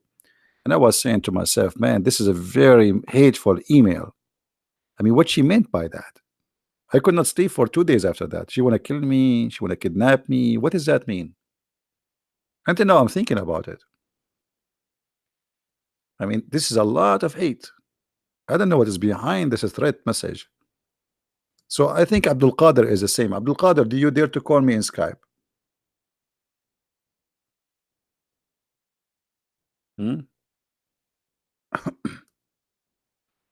What do you think, Abdul Qadir? Abdul Qadir, call me in Skype. If you want the debate, I will give you my book, Sex and Allah, for free.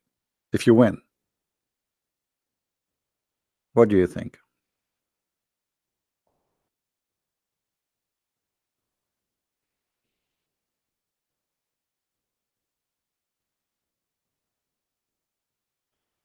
You call it sexual tension?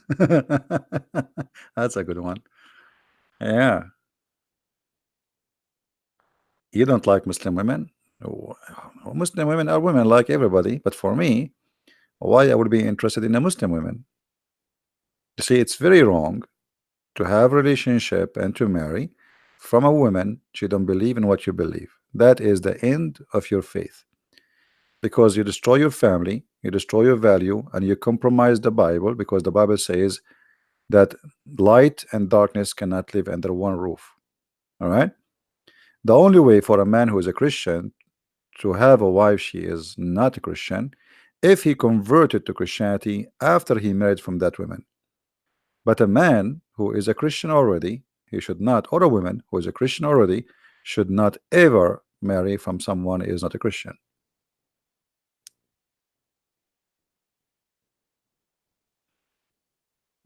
And why you marry someone not a Christian? I mean, there's millions of women there, they are good. There's millions of men, they are Christian. Go. You cannot find somebody. Your kids will be divided. You teach him that Jesus is God, he says Jesus is no one. You teach him that the Bible is good, he says no, the Bible is corrupt, it's evil. So why you want to do that to your family? It's stupid of you. And then mostly marrying a non-believer, he will corrupt you too. Why you want to do that?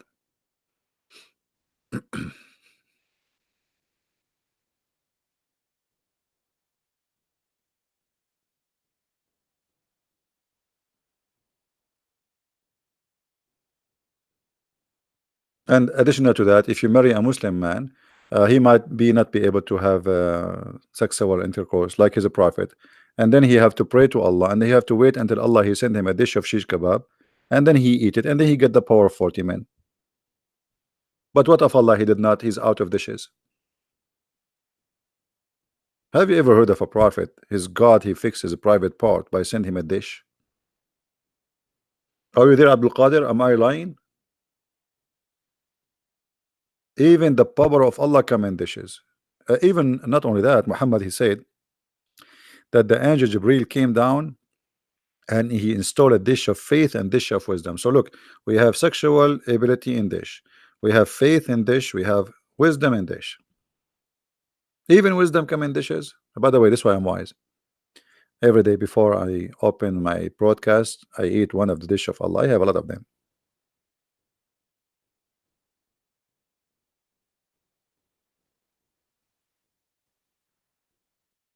Do we have any Abdul Qadir there?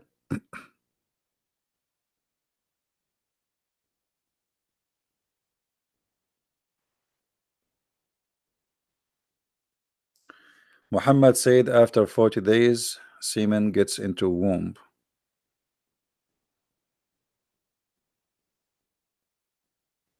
Well, and what are you asking me? I don't know what the question. I mean, semen, they live only for 5 days. Muhammad he says 40 or 50, they are not sure. Muhammad was almost close. You see, if Muhammad he says 5 days, the Muslim they will make a movie about this. But because Muhammad he says 50 days, man, we wish we took a zero.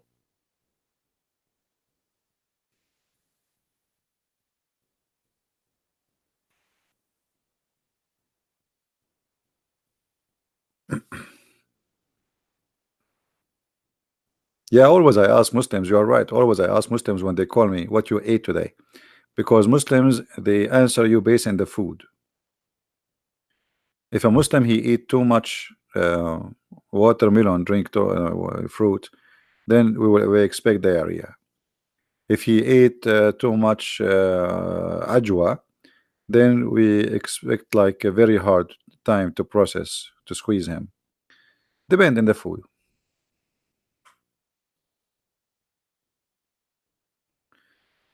Angela, you want to meet me one day? Why one day? I mean, what kind of meeting this meeting? One day? Why we don't make it 2 day? What kind of invitation this one? So let me guess. So you want to invite me to have, let us say, coffee with you one day. I look in the weeks, I could not find any of them. It's called one day, which means you don't want to see me. If you are serious, you will say Sunday, you will say Saturday, you will say Tuesday. But look what you choose. You choose one day. I mean, come on, you want to trick me? You think because I'm an Arab you can do that to me? You cannot. All of you want to invite me to your country one day. That's mean it will never happen. Name a day, make it Saturday, 10, what one day? Isn't it enough we have one Allah? One Allah, we cannot see him. One day we will not see him too.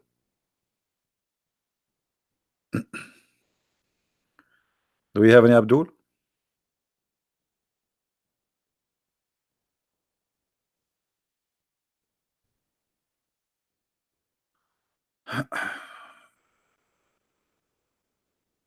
Hey Kevin, how are you? Is that you?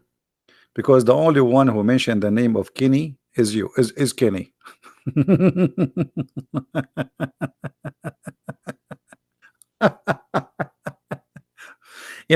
When somebody he tried to get attention, so what he do?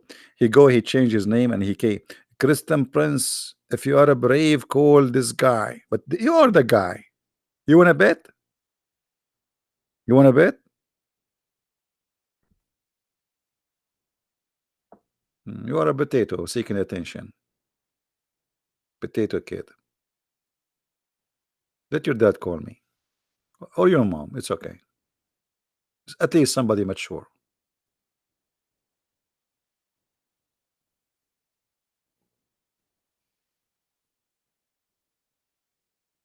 Andrew, where are you going, Andrew? Andrew, you think join our chat is the same as leaving? My friend, my chat is the same as Islam. You get in, you are welcome. You leave, we send you to ISIS. You cannot leave. My chat is the same as Islam. One way. That is why we grow. This is the only way to grow. You get in, you cannot get out.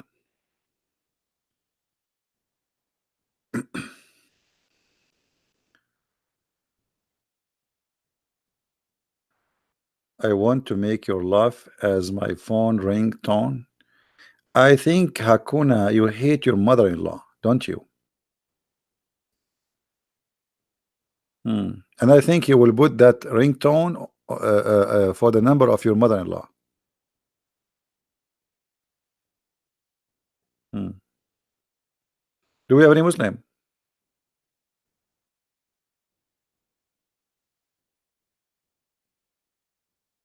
Anyone? Any two?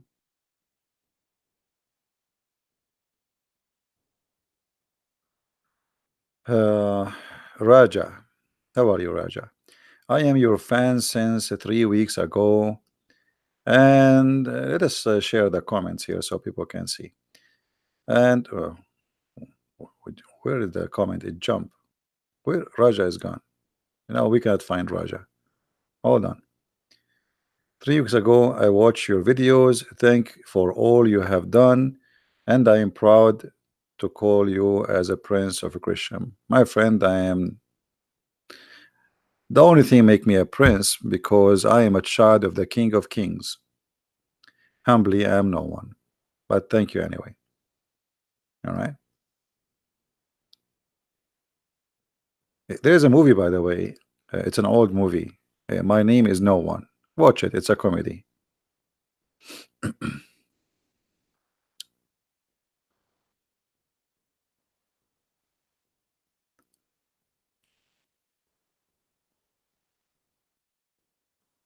Any Muhammadan?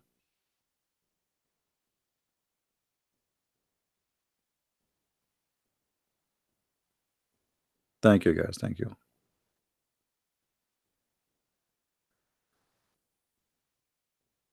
My wife can tell when I am watching CP. She hear me say it. Hey, by the way, I learned Indonesian, in case you do not know. I learned how to say good morning and how to say good afternoon and even how to say lapuk. Islam is a lapuk religion, expired. So I'm going to open an Indonesian channel, and the only 3 words I will say the whole time I'm talking is good morning, good evening, good afternoon, and lapuk. You like it, you don't like it, I don't know what to do.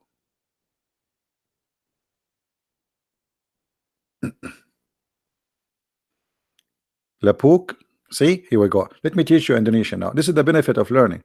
Lapuk mean expired. Yesterday somebody says to me, you are a single expired. And I think he was saying I'm like Allah, because Allah is single and he's expired.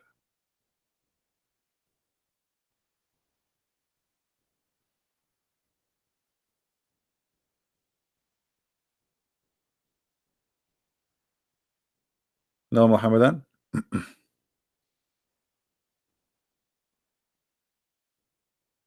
Yeah, Bojang Lapuk. Bojang Lapuk. Single expire. I know, what does that mean? Seriously, I mean, what, how how single can be expired? What does that mean?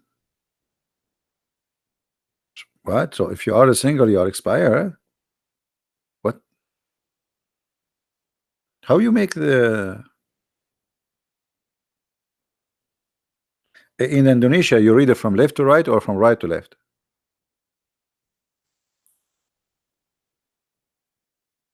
You read same as English or same as Arabic?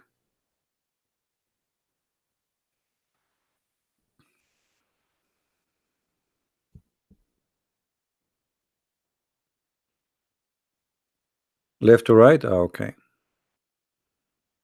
You know, when I start learning English, it was kind of confusing because in Arabic we read it from right to left, and everything is different. As an example, in Arabic, you says the house is beautiful. You know, in English, you say beautiful the house. You know, uh, it's totally different. Everything is the opposite.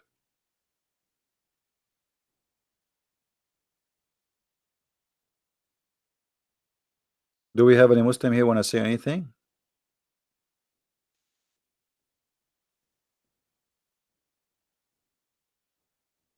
And by the way, I think we say, uh,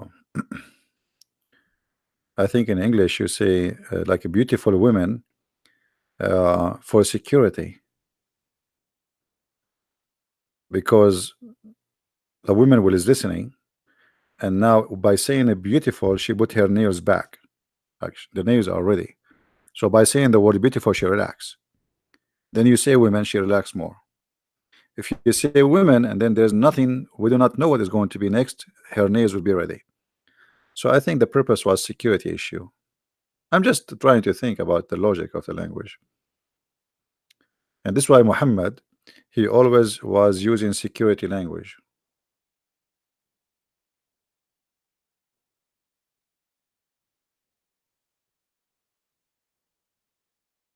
Where is the Muslims today?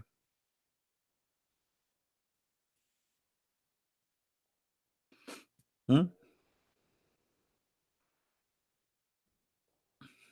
Nobody.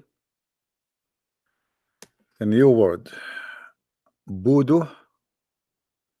Voodoo. Voodoo, which means stupid. Voodoo. I will need this one. Voodoo. What do you mean voodoo is stupid? Voodoo is close to Buddha. How that can be? What? Are you serious? How voodoo can be stupid? What?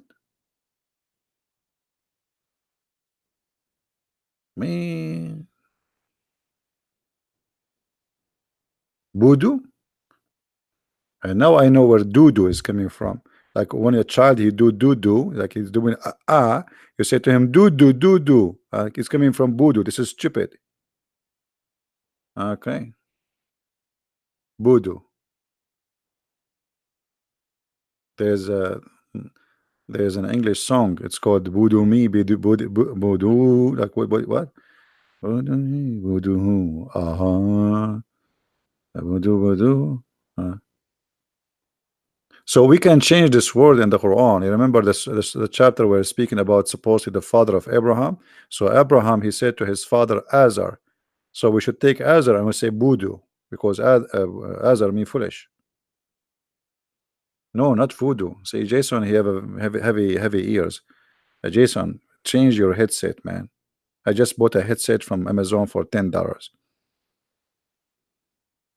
$10, brother. Well, I'm going to return them because there's no sound is coming and nothing is working.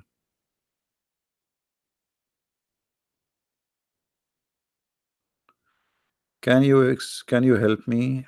Uh, you helped me a lot to recover, break up my ex-Muslim girlfriend. Why you have a Muslim girlfriend? First of all, we as a Christian, we should not have girlfriend and boyfriend. That is not really, unless it's a friend thing. I mean, but it's a girlfriend, the way like people live together, sleep together. That's absolutely false.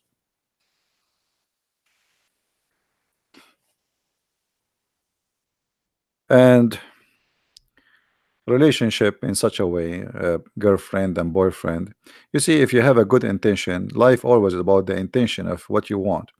So if your intention is just to have fun and to sleep around, I mean, at the end you are the one who's losing. You might think you are winning, You're having fun, but at the end you are losing, because by time you will lose your ability to love any human being. You will not find a real love, because you abuse your feeling and you give yourself, your body, to many women. Same for the women.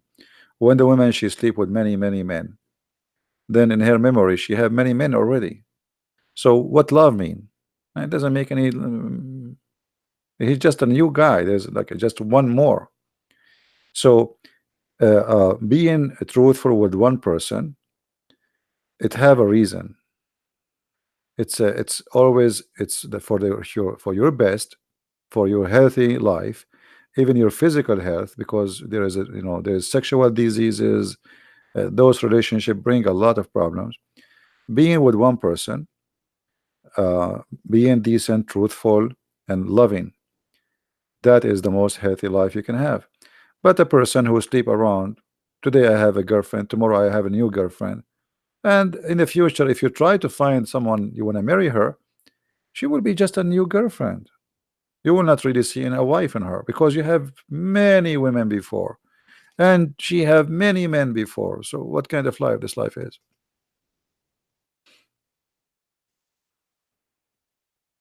And then when you sleep with all the men who sleep with that woman before you, and she sleep with all the women who slept with you before her. Additional to that, whatever disease you cut from them, you will give to her.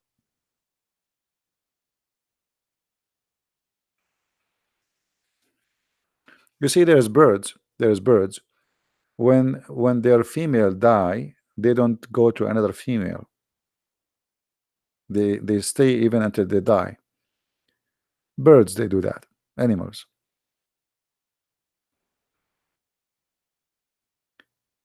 There's some kind of people, the husband, he die after a week or two, she is out for dating, as if she lost a puppy. So this is why you have to be careful about you associate your life with who, because this future partner, whatever you call him, wife, husband, he can destroy your life.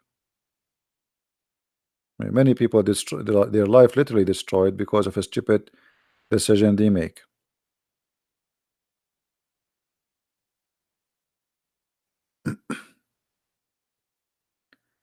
Like be gone. What be gone? I don't know what do you mean, my friend.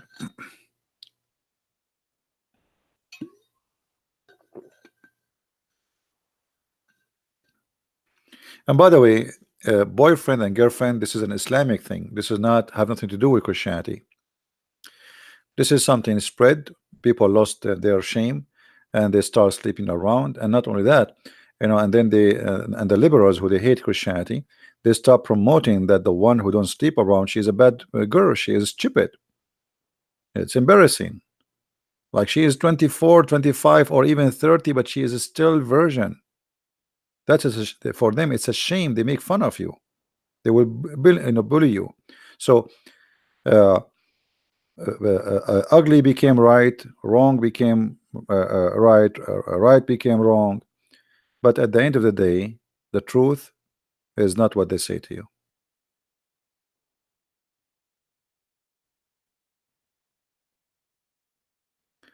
More in Tawheed. I don't know what you mean, my friend. In Africa, Tawheed or Tawheed?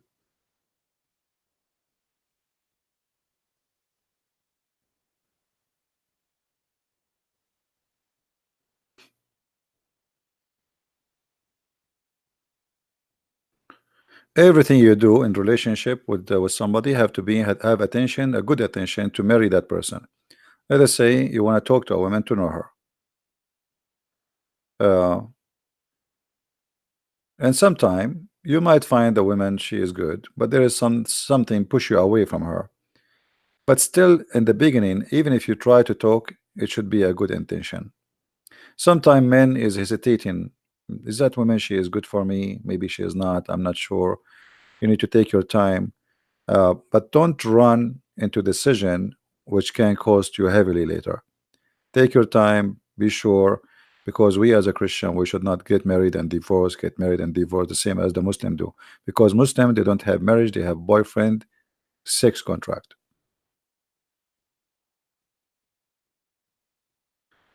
Well, the Indonesian book, when it's ready, your friend, you will know. I don't know. People are working it.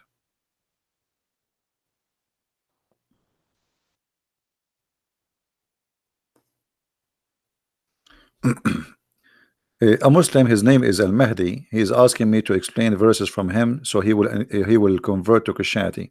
My friend, if you convert to Christianity, I will laugh at who. So it's not for my benefit to convert to Christianity. Why you want to convert to Christianity? Stay as Muhammadan who believe that God will give you endless penis. What's wrong with you? Why you wanna? What's wrong? So you want me to explain for you a verses in the Bible so you convert to Christianity? So what I would do after that? Huh? I'm going to import buy fools from eBay? Come on. Oh boy.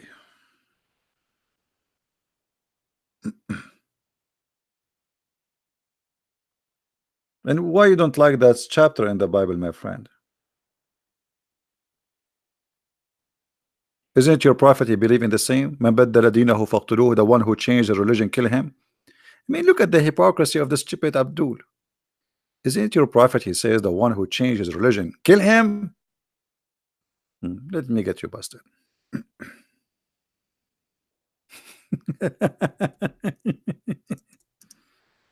For the Jews, being a Jew is not only a religion, it is a citizenship. It is an identity. So when you leave them, you are betraying them. For a Muslim, why? This is your prophet. So if you are complaining about that verse in the Bible, as you claim, that means you are a hypocrite. But nothing new. You are a Muslim. Have you ever seen a Muslim not a hypocrite? I explained it to you. I just did.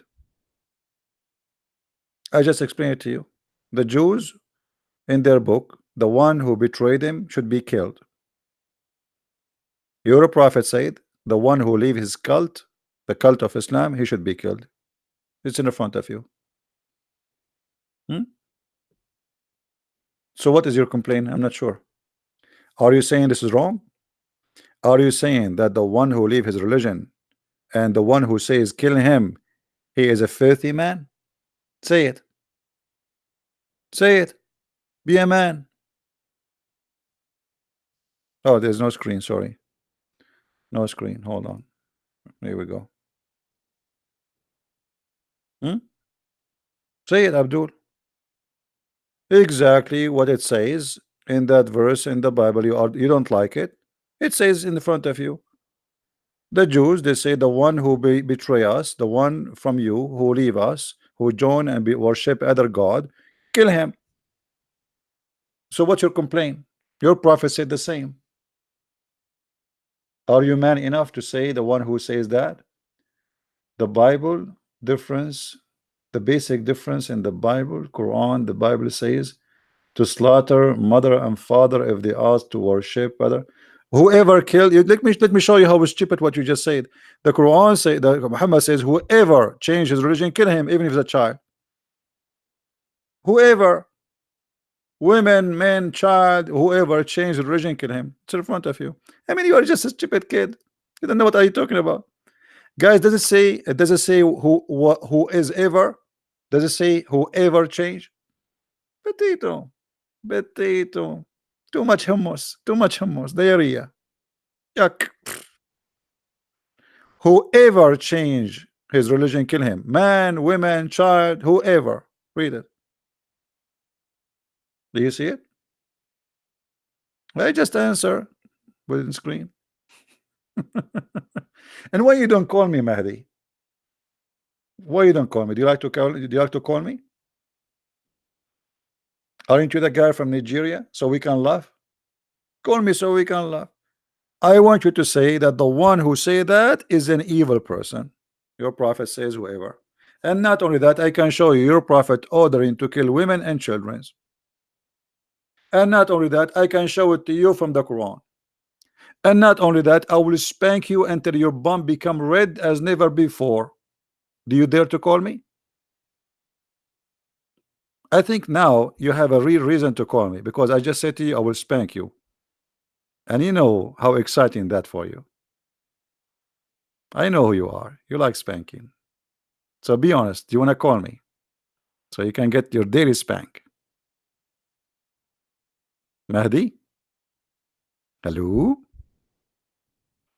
Don't you want to have your daily spank? I have a lot of spanking for you.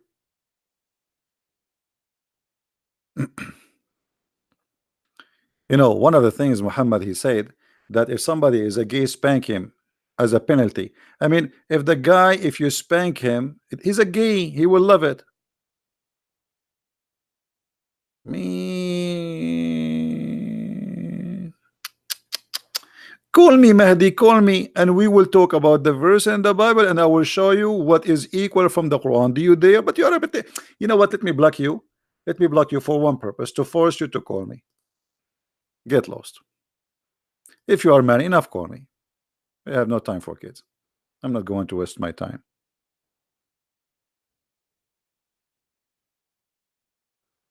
Potatoes. Your prophet was dying, kissing the shoes of the Jews to be accepted as a Jew, and he accept everything. And not only that, your prophet, he took an oath in the Bible you don't like, and he says, I believe in thee and the one who sent thee. So your prophet do not know what is written in this book? Huh? Do your prophet know what is written in this book, or he is a coward like you? Here we go. This is your prophet saying to the Jews, Allah Messenger said, he said, and he said to bring the Torah. Bring what? The Torah. Do you remember the book? The Torah. This is the book you are talking about. It was then brought. He then withdraw the cushion from beneath of him and place on the Torah, saying, I believe in thee and in him who revealed thee. So you stupid coward, you are making fun of the Torah. You're a prophet, take an oath in the Torah. So who is the donkey here?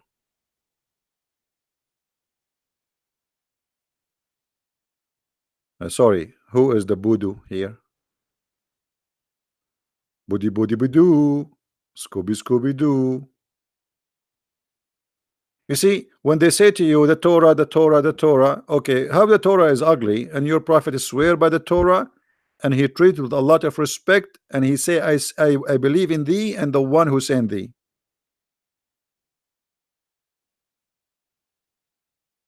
Hello,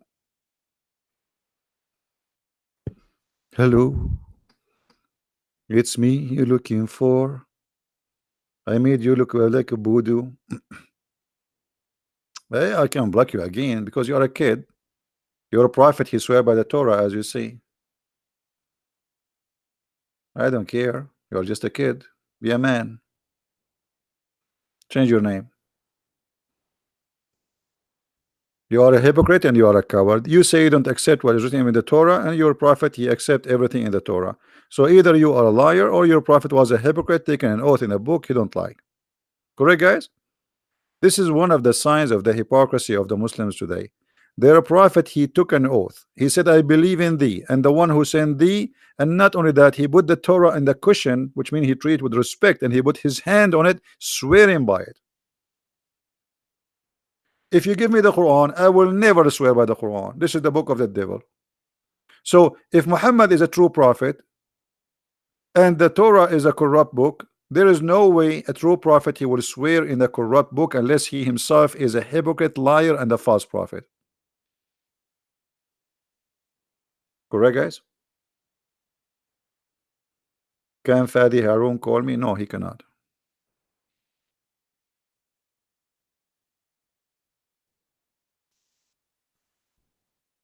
What? Fadi will leave Islam? Why he wanna call me? There's no need to talk to me.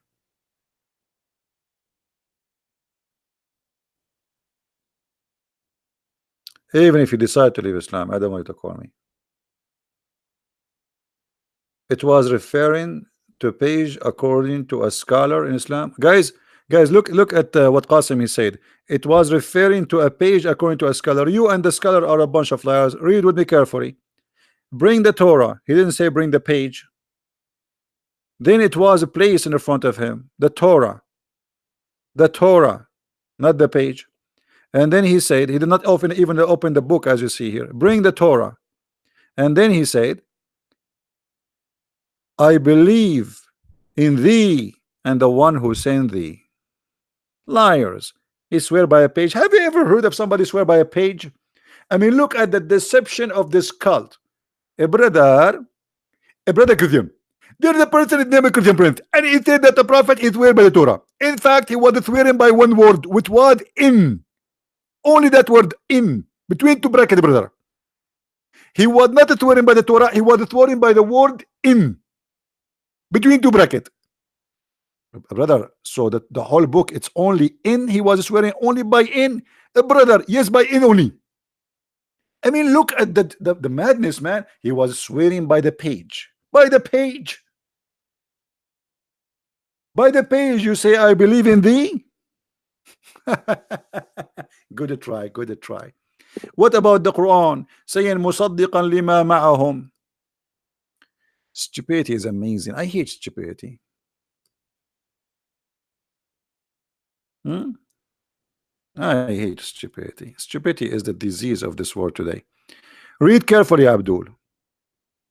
Abdul, yeah, Abdul. Which translation you like, Abdul? Let us give you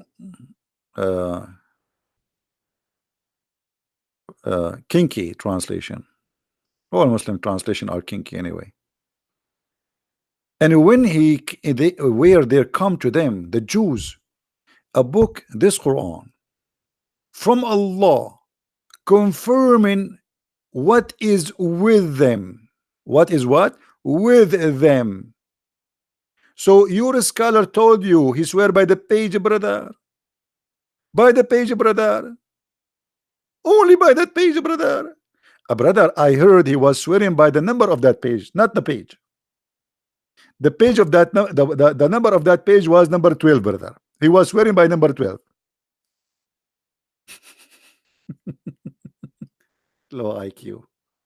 Hello, little tiny. You have the you people. You have an IQ of a chicken, and you think when you say bok, bok, bok, bok, bok, bok, bok, bok, bok, bok, you convince us. Just make a loud sound, right?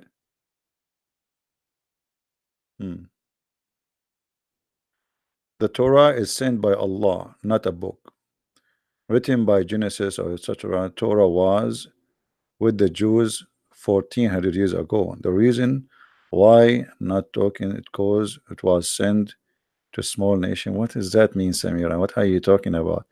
This is the Torah was given to the Jews between their hand in the time of Muhammad. So stop fooling yourself. And the verses of stoning to death, it's still in the Torah, and it does not exist in your book. Why? Because a goat ate your book. See, you say that the Torah is corrupt. Here we go. We can show you the verses for stoning to death in the Torah, but in your book it's gone. What happened? A goat ate your Quran. Who said that? Aisha. Who was the witness? Aisha. Who else? The goat. So in our book, everything is still there. In your book, you have nothing there. Torah is not corrupt, it's lost. That is me even more stupid. What kind of God? He write the book by his hand, yet it's lost. Can you call Allah to look for somewhere, maybe behind the couch? Guys, it's lost.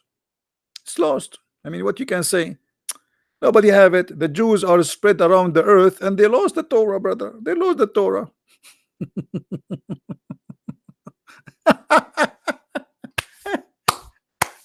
Brother, they lost the Torah, brother.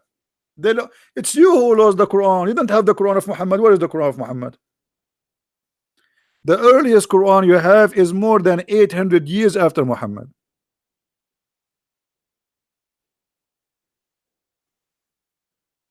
Where is the Quran?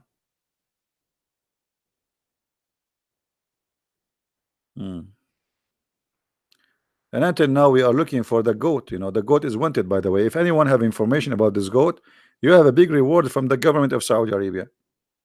And you know, there's many people, they are saying it's a gossip, I'm not sure, that the one behind the goat is the Russian. The same what they did in the election in America. The Democrat, they suspect that the goat was sent by the Russian. You know, the Russian hackers. Allah used to transmit the Quran to Hafs. Hafs is a fraud. Hafs is 200 years after Muhammad, and the Muslim Sunni, they say he is a fraud. So you got your Quran from a fraud. Secondly, what kind of God he is waiting for Hafs to bring you the Quran? Where is it? Where is the Quran of Muhammad? Number three, your God said that inna alayna jam'uhu wa qur'anuhu. It is on us to collect the Quran, not to Hafs, who came more than 200 years after Muhammad. Isn't it Allah who promised that he is the one who will collect the Quran? Did Allah collect the Quran? This is why the Muslim did not write the Quran, because Allah, he said he will collect it. Read it. This is your you know, your Quran. You see it? It is for us to collect it and to give it to Muhammad.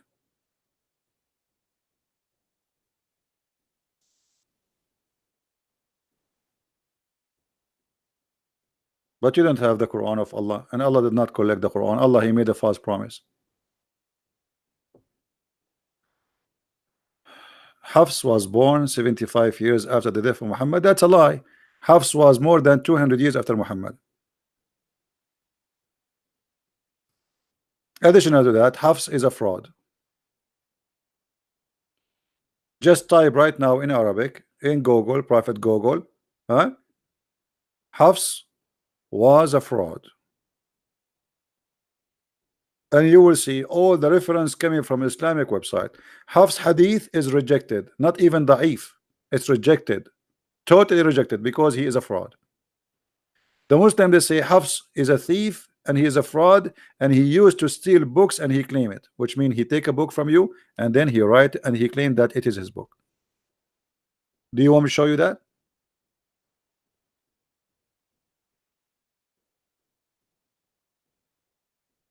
Do you want me to show you that?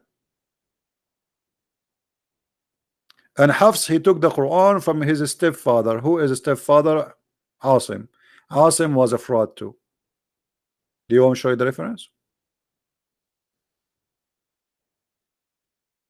Okay, Samira, what about you give me the reference that Hafs was born 75 years after Muhammad? What do you think, guys? Let us see that, so we can laugh together. You said 70 or 75? Okay, show me 75. Show us the 75. Did Muhammad have children? No, he never had children, not even girls. Muslim Shia, they believe only the only child he have is Fatima, but even Fatima, she is not his child.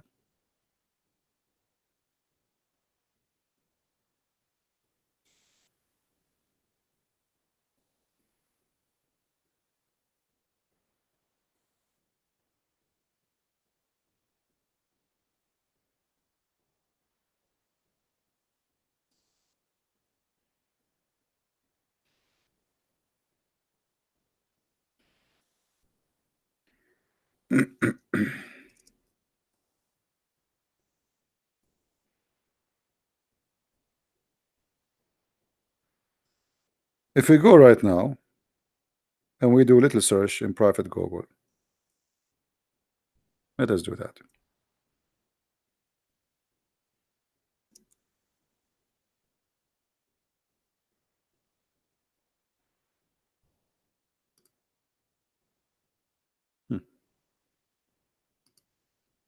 This is the website of Ahl al-Hadith, very much Sunni website. This is what? Sunni website, not Shia. Are you there, Samira? Are you there? This is Sunni website, Multaqa Ahl al-Hadith. Title: Hafs Al-Qari matrukul hadith. The hadith of Hafs is totally rejected. Why? They explain to you why. You know what? Let us click at translation, Google translation, peace upon him, and see what the translation will be.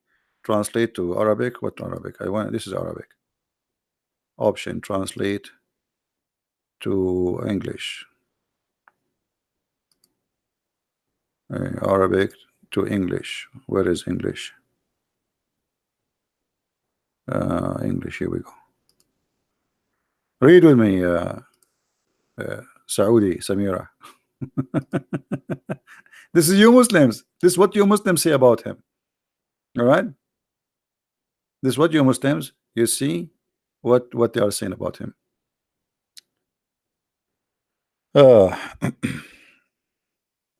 For sure, translation of Google is not good, but you know, he fabricate hadith, he lie about hadith. In the authority of Ibn etc. blah blah blah blah, he said from his father. Okay. I mean, the translation is really horrible. Let us see. Al-Bukhari said about Hafs, leave him. Al-Bukhari, what Al-Bukhari? Al-Bukhari said about Hafs, leave him. What does that mean? Matruk, which means rejected, garbage. Al-Bukhari said that about Hafs. Because he's a liar. Even you Muslims are weird. You reject his hadith and you accept his Quran. Continue. Translation here is weird, man. He write his speech. He's a liar. He fabricate his speech. Al-Baghdadi, he says, do not write his speech, which means don't accept his words. Narrated from blah blah blah blah blah blah blah blah blah blah blah. It says it is weak to talk. You know, like his hadith is always weak. And actually, this is not correct translation. Again, it doesn't say even weak. And he said he should not write his hadith. I should not write his hadith. Why? Because he's a liar. And I said, what is the case of the letter? Okay, look at this, guys. And was taking people book and copies. Here they were saying he's a fraud. Hafs ibn Sulaiman, he used to steal people books and he copy from them and he claim it to his own. So he will take a book from a Christian prince, he will borrow it, and then he will publish it under his name. Do you see it? This is the stupid Google translation.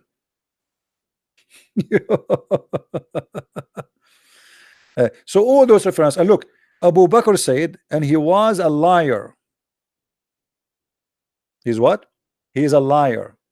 This is Hafs, the one you get the Quran from him, and this is what you Muslim Sunni say about him.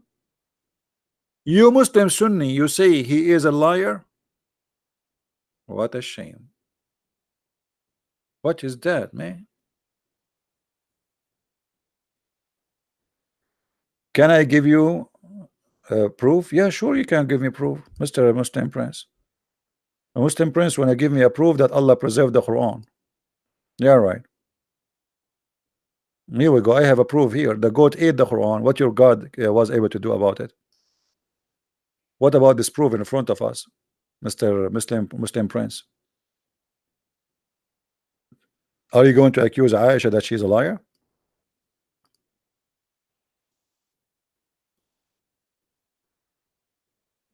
Is that Aisha saying that the goat ate the Quran?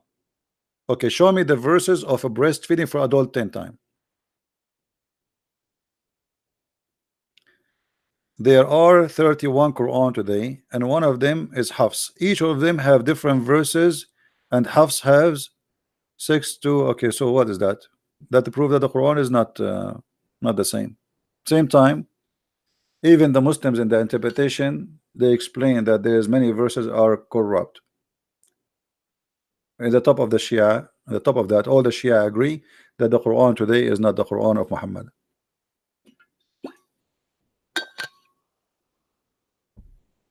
Let us not to waste time. Show me the verses. As long the Quran is preserved, show me the verse of a breastfeeding for adult. Recite it for me. Where is the verse for breastfeeding for adult? 10 times.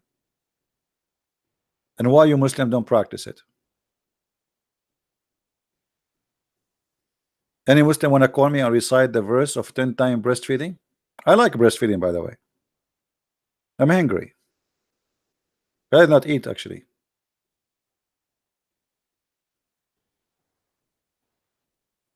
And by the way, I don't talk much about the Quran corrupt, because how you can corrupt the corrupt? There's nothing is called. This is a corrupt, stupid cult. So how you want to corrupt the corrupt? How you can do that? What about you call me and you prove to me that Islam is from God anyway? Let us say the Quran is preserved in a CD. I mean, even a human being can do that. One verse 7, 1 plus what? One verse, Surah 1, verse 71. 1 plus 7 equal to 8. Number of the Surah 2 has 86 verses. So 2 plus 86 equal to 288. Even number. Do this from 1 to 114. You see, this is very stupid of you, my friend. First of all, the one verse is not the chapter. The first chapter in the Quran is not the first chapter. Secondly, it's based on who you decide which one you divide the number with.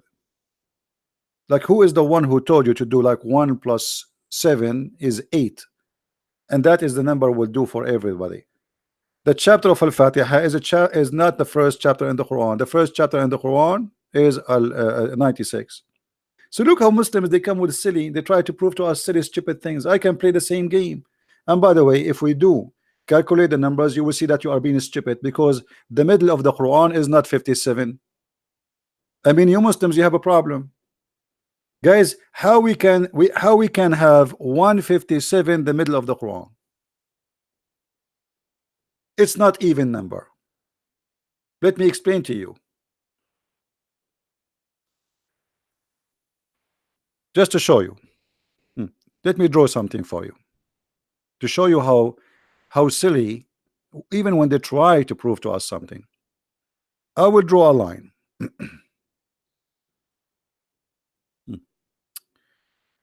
Okay. So if we draw a line here, and we say this is number 1, and this is number 114. Let's make it 1 to 10 first. 1 to 10, just to explain to you.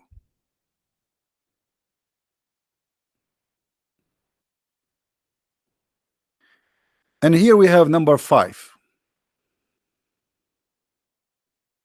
5 is not the middle. 5 itself is not the middle. Why? Because the number next to it is 5 too. To make it simple for you, if we start counting from here, 1 2 3 4 5 6 7 8 9 10. However, in the other side we have the same numbers, so the middle is going to be between, not on 5. And we are talking about what? 114. 57 is the middle. That is impossible. Are you guys getting my point? To make it more simple, hold on, because some people maybe they are slow. If we have 10 cars, we have 10 cars. Let us make 10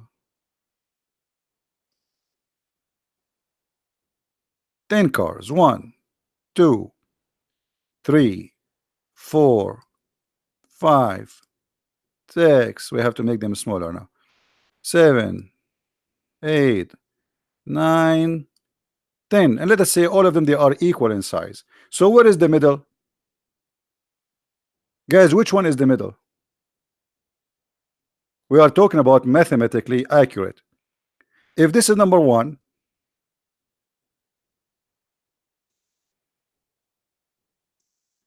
this is 1. Hold on. This is 2. This is 3. This is 4. This is 5. So is 5 really the middle? It's not. Because now, based on this, we have 2 middle. The other one is 5 too. Let us go. This is 1. This is 2. This is 2. This is 3. Hold on. This is 3. This is 4. This is 5. So which middle is the middle?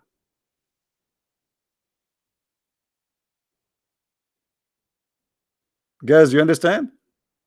How this can be the middle? We have 2 5. Which one of them is the middle? So when you assume that the 57 is the middle, that is stupid of you. The middle is something between the 2 5 here. That is the middle.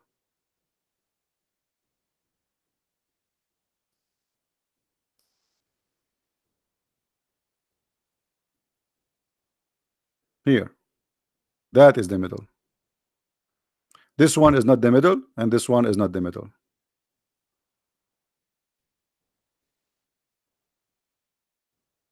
The middle is 5.5.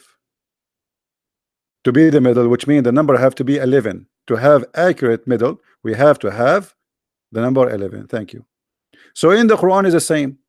As long we have it from both sides, that can be accurate if the Quran is not 114 and if it is not 57, which means if it is 59, and then we can say in the middle of both of them there is a verse, it's the middle. Same time, Umar ibn Khattab, he says the Quran was 1,025,000 letter. How many letter we have today left? Can you tell me, Muslim Prince?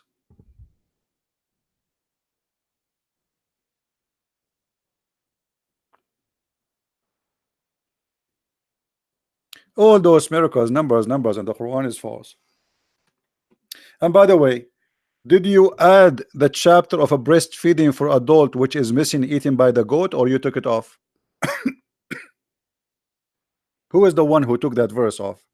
So are you saying to me the goat made them equal because the goat ate the verse? Correct, guys? Okay, if the goat did not eat this verse, are we going to have the same numbers working for you? The goat not only ate one verse, she ate verses. Read. So the one who made the miracle according to you is the goat. The goat ate perfect in the middle, maybe. The goat, she was licking the top of the ice cream until she make it in one level you like, so you can make a number with it. Silly religion. Trying to find a proof about Islam by numbers, but that will not work. What about your prophet saying the sperm stay inside the woman for 50 days? What about this number miracle?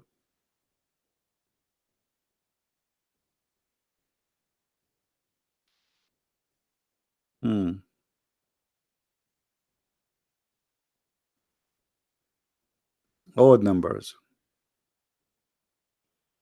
What about the rest of the chapters? What about the rest of the chapters? Why 1 and 2 and 3? What about the rest of the chapters? What about them? Secondly, when you say, as I said, when you say chapter number 1, why you choose chapter number 1 as you have it today in the Quran, which is the Quran of Uthman, not the chapter number 1 which was given to Muhammad after he been squeezed, which is the chapter of Al-Alaq? Why did not choose that one? We just showed you this is not true. It's not 57. You are just a joker, my friend. The middle is not 57. This is not an even number. Same time, how you can say, okay, hold on. According, can you give us a link? Let me search for it. just for a laugh.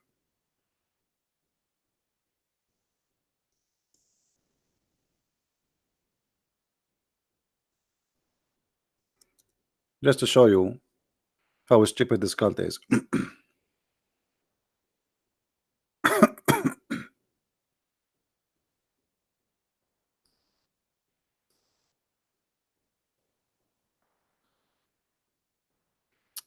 This is the miracle, right? Even and odd numbers. By the even and the odd.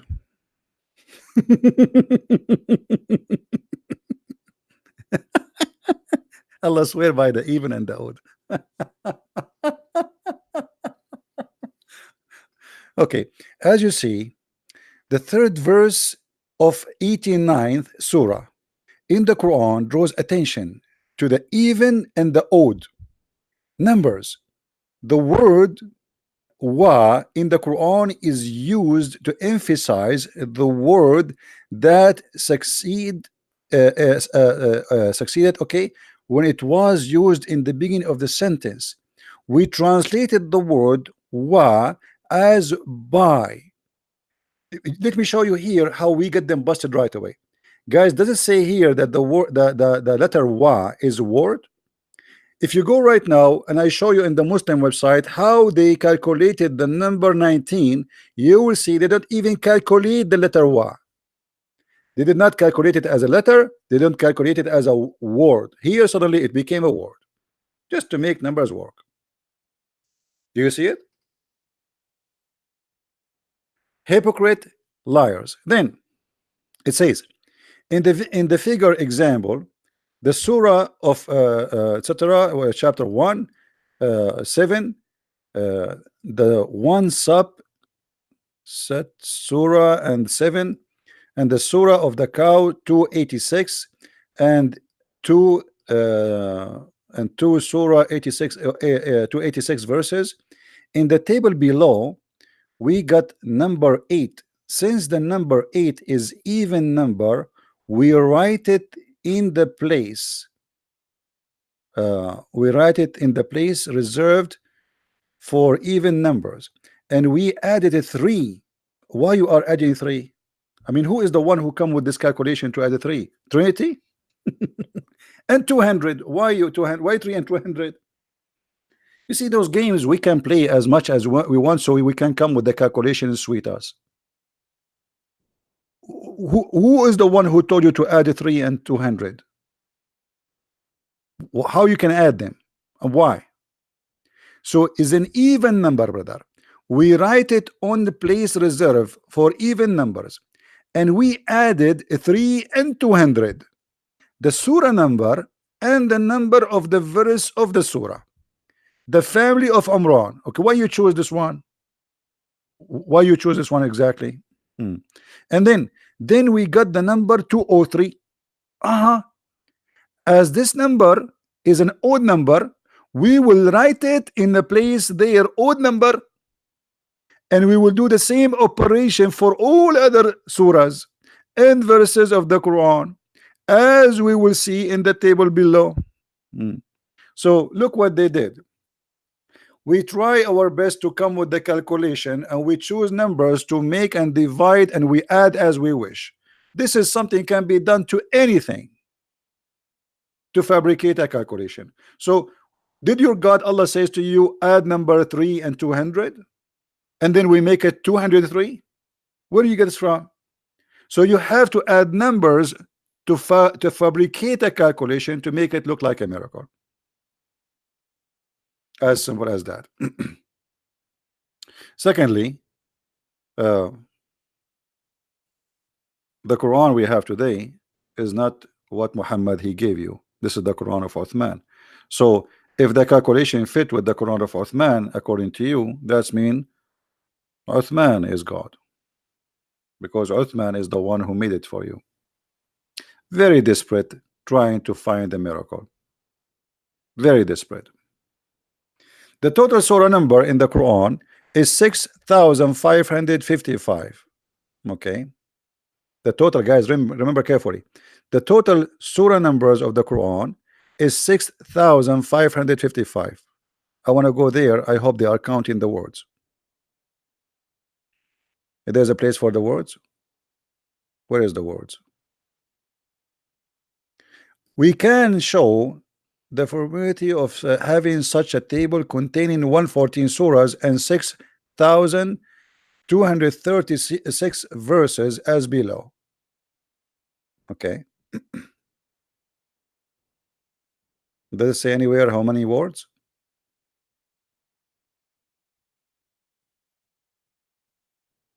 Until now, nothing about how many words. Let me show you. All of this is a false fabrication, and nobody is going to calculate anyone to check even if this is true or not. But let us do this. Was Umar al-Khattab a liar when he says the Quran was 1,025,000 letter? How many letters the Quran today? Because based on the numbers, we would change the whole numbers of the surahs. Same time as we showed you, the Quran have a lot of missing chapters which nobody can find, and the goat ate many of them. So if the numbers as you see here is a miracle, that's mean the one who did the miracle is the goat. Now let us go to Umar al-Khattab. How many words in the Quran? Searching Google. Guys, how many words? As for the numbers of the words in the Quran is 77,449. Why you don't use that for your calculation too, so we can laugh? All right. Now let us go and see what Umar al-Khattab he said.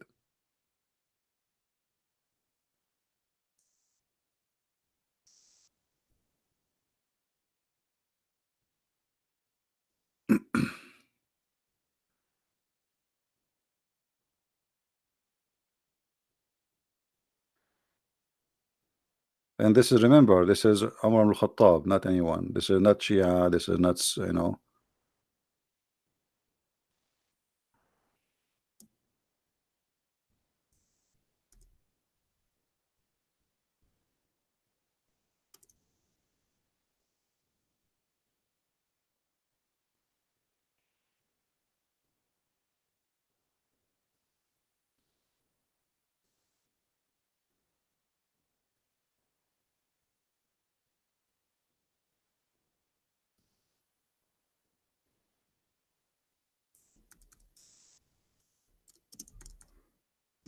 I will show you the reference and put it in the screen.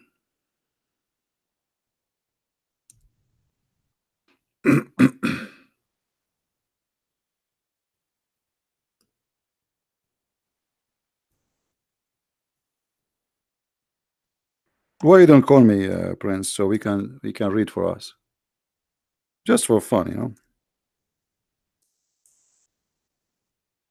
Better than me trying to prove to you without people hearing your voice.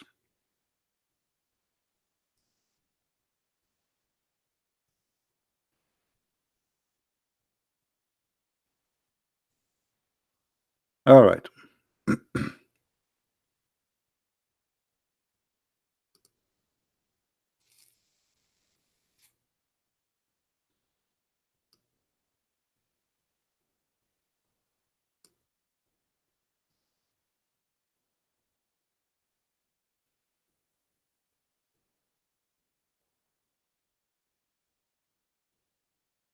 I think even we found it in English. Hold on.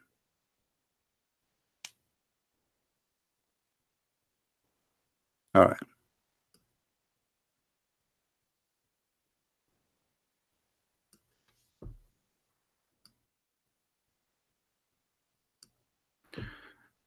Let us see. Read carefully with me. It's reported. It's reported. Let's see. Where is the one about Umar? ألف وألف حرف.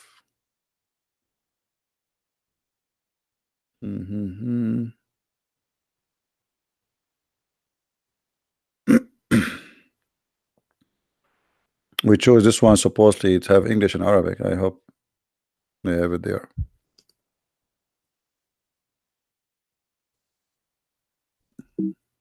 Oops.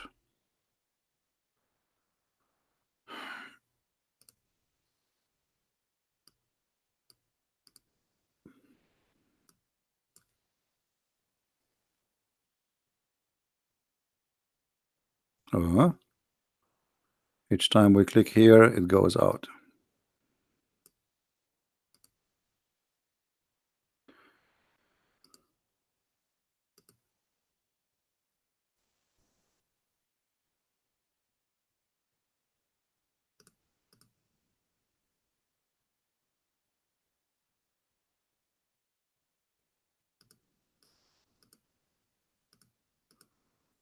I'm just trying to find the reference.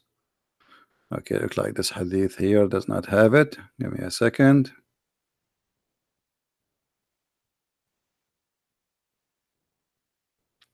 All right.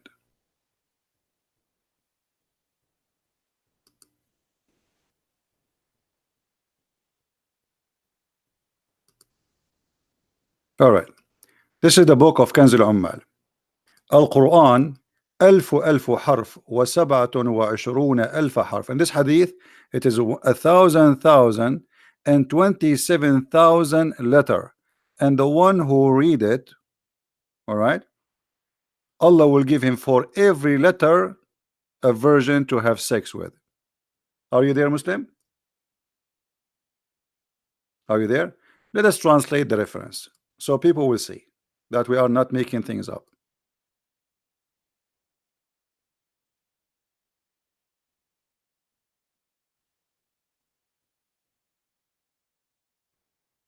All right.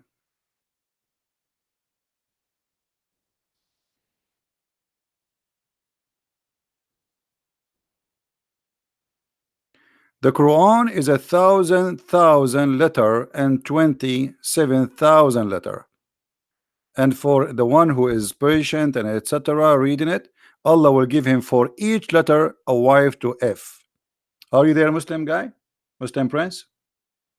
So how you calculate for me a Quran which is 90% of it is missing?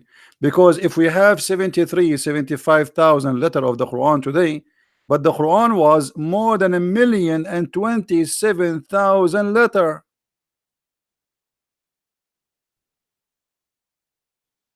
Was Umar lying? And for reading every letter, Allah will give you. Allah disagree? How Allah disagree? Did Allah give you the numbers? Guys, Allah disagree with this statement. Allah disagree. Did you speak to Allah? This is Umar al-Khattab, and this is your books. So I mean, I feel sorry for the Muslims. They try their best, trying to fabricate stories to make their book look as it is accurate. Secondly, let us say that those numbers are exist. Still, the Quran is a stupid book. What kind of God he said the sperm coming from the backbone? What does that mean? What kind of God he says the sperm coming from the ribs of the women? What kind of God he said that the sperm transform into a congealed dead blood? What kind of God he said that the earth is a flat and Allah he placed the mountains in the top of the earth? What kind of God he said the sun set in murky water? So look at the stupid try. They try to cover the shame of the Quran and the stupidity of the Quran. They start playing with numbers, trying to make a calculation. Nobody will follow after it unless you are good in mathematics. And I'm sure you will find that it's a lie. The same as I did with number 19. But the Quran itself is a book of shame and stupidity. So now if I make a book have perfect numbers as you claim, that will make it from God? What if it's from Satan? And all the numbers you gave me is not true. All of them. Because look, you start saying I'm going to add this to that, and then I will divide this to that. Why you don't divide something else to that? So you start trying to come with the formula which make it look like as you wish. But that formula is a lie. So now where we have the more than 80 to 90% of the Quran, where they go? What happened? The answer is very simple. Aisha, she said the goat ate a lot of the Quran.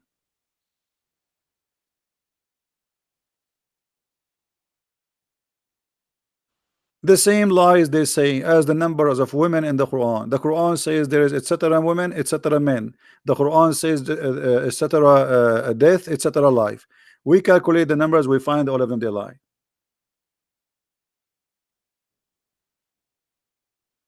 Who, if he's a Shia even more in trouble, because Shia is the one who keeps saying Quran is corrupted. Not a single Shia accept the Quran today. So how he's a Shia, but he don't believe in this? So if he say to me, I don't believe in Umar ibn Khattab, well then he have to believe in the Shia, and all the Shia agree that the true Quran is taken by Al-Mahdi.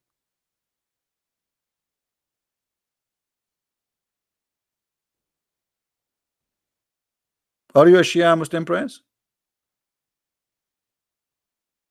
Muslim, are you a Shia? Say a Shia, and I will show you the corruption. I will show you all your books. All the Shia books agree that the Quran is corrupt. And not only that, I can show you tons of Shia videos explain why the Quran. Okay, you are a Sunni. So here we go. I showed you Sunni reference.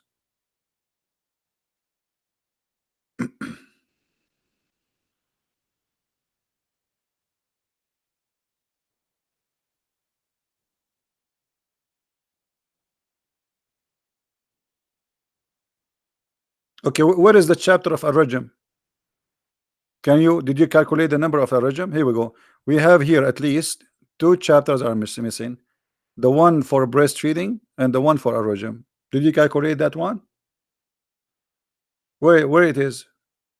Where is the verses of Ar-Rajm? Look what Umar he said. And this is Sahih Hadith.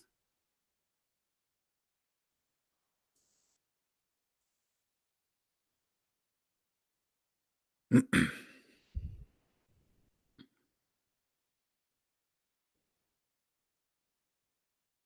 you see it? It's a surah in the Quran. Where we can find it? It's gone. What about Umar? What Umar said?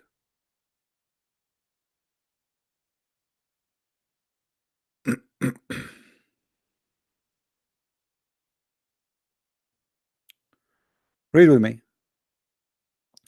Umar said, I am afraid that after a long time has passed, people may say, we do not find the verses of Ar-Rajm. Guys, did he say verses? Did he say verses? That's mean this is mentioned many times. It's not one verse. Verses. Okay, where are they?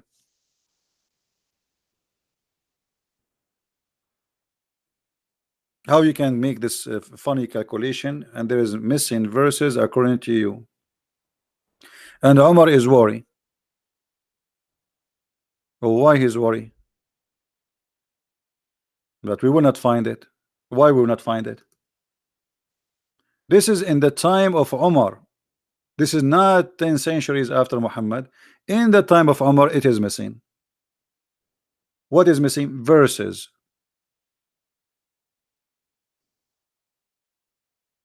Do you like to add those verses to your calculation to make it more fit?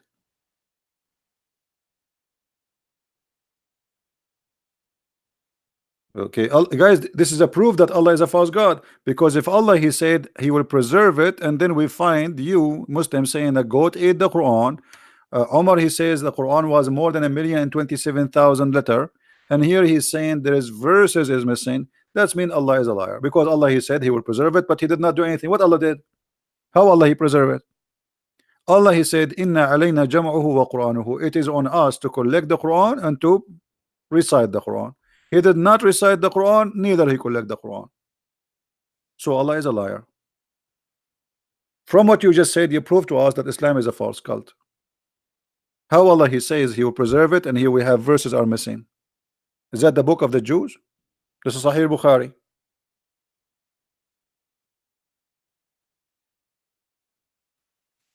Do you like to add those verses to your calculation, Mr. Muslim Prince? Maybe that will make additional miracle now. And as you see, it says verses, not the verse. Verses. Add to that the verses for breastfeeding for adult 10 times. Add to that the verses for 5 times breastfeeding. Add to that, add to that, add to that. We do not know what is missing. So what we will do now? Allah, He preserved the Quran, but as you see, it's not.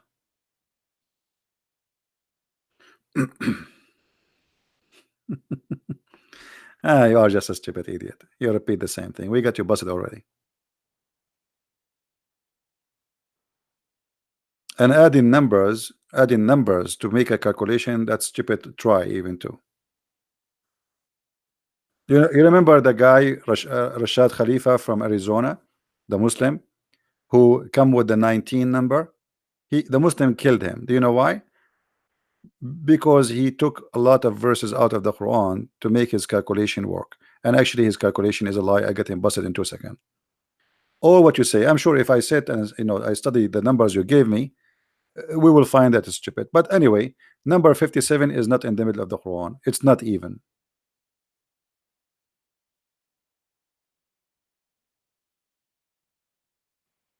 And I don't care about your numbers too. Why Allah did not mention to you the numbers? Did Allah says the numbers? Did Allah says add 2 to 3? Or this is your own fiction? What about Allah? He says in the Quran, okay guys, I will show you something. If you calculate 1 to 7, brother, and then you add number 200 and add number 3, and then add etc., and then we find that this is true, that will be something. So Allah do not know, you know. Allah do not know, but you know. No, this is not a miracle, because simply number 57 is not even. You are being stupid here. To have an even number, it have to be 58, and the Quran have to have not 114, should have 115 surah. That will be even number. You are being stupid, because that will be the middle.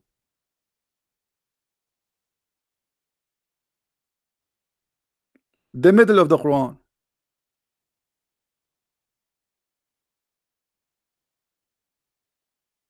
If you have the Quran as 115 chapter, that will make number 58 the middle.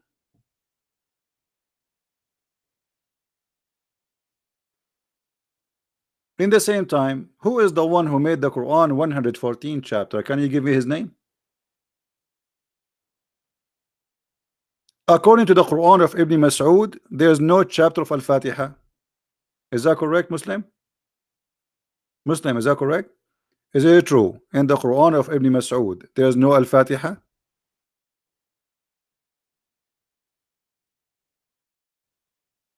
Which one you take? You take Hafs or Ibn Mas'ud? The whole Al-Fatiha in Ibn Mas'ud does not exist. All of it. The base of your calculation is 1 to 7 chapter of Al-Fatiha. In Ibn Mas'ud, that chapter is not exist. Totally is gone. What take Allah? Where is Allah? I mean, look at this idiot. Have you ever spoke to Allah? Have you ever see Allah saying this is the Quran? Actually, it's very clear that Al-Fatiha is not part of the Quran. Why? This is a prayer Muhammad was trying to copy Jesus. Read carefully. How this can be Allah talking in the name of Allah? There's no way Allah will say in the name of Allah. This is a prayer Muhammad was trying to copy Jesus. He said to them, pray like this: our Father art of heaven.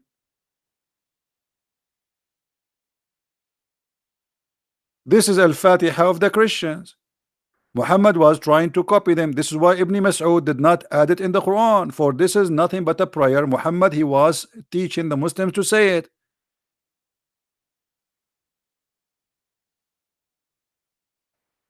There is no way that God will say in the name of Allah. That's stupid. There's no way that God will say praise be to Allah. That will be stupid. There's no way that God will repeat himself twice, saying the beneficent, the most merciful, he again in verse number 3. There's no way it says Allah will say the honor of the and the resurrection day. There's no way Allah will say you alone we worship. Allah saying you alone we worship. This is a prayer made by Muhammad trying to resemble our Father art of heaven, the prayer what Jesus taught us. The Christian, they have a prayer. The Jews, they have a prayer. Muhammad, he have to come with a prayer, and he made it. This is why it's not exist in the Quran.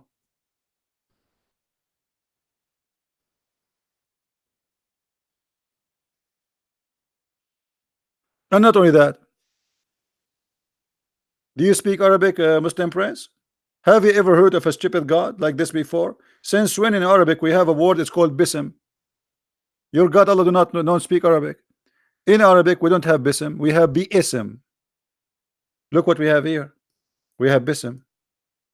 Since when we have bism? What is that? It is bi'ism. There's an alif here. Okay, isn't this a mistake? How the word bi'ism become bism?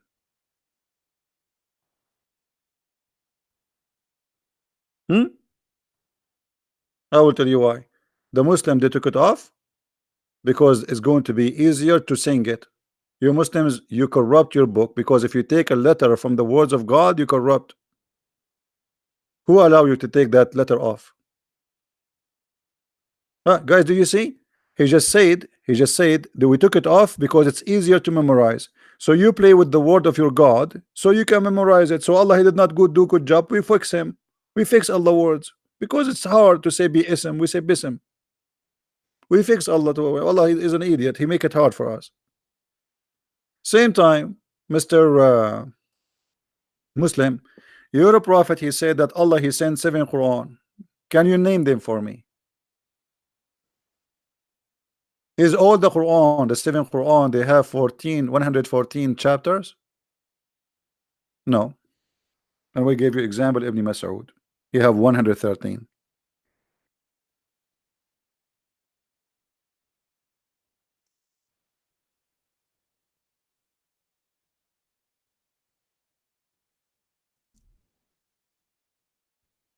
Where is the 7th Quran?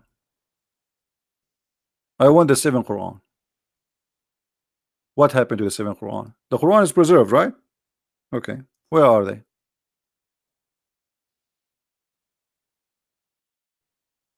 Can you give me the 7th Quran? Do you have a website have the 7th Quran, Muslim Prince? Where are the 7th Quran?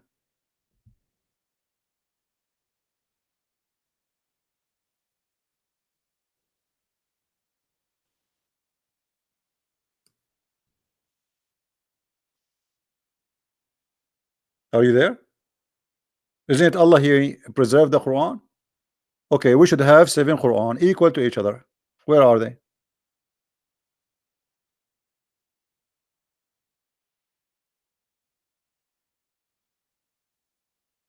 Where are you, Mr. Numbers?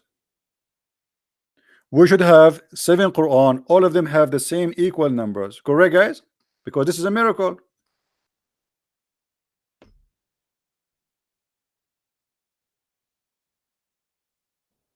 Look at this, guys. I mean, look at this stupidity. Guys, look at this. Look at this. Muslim, I'm not trying to insult you, but this is stupid of you to say. Guys, look at this. He just admitted that Muhammad, he kept asking for 7 Quran. So Allah revealed it.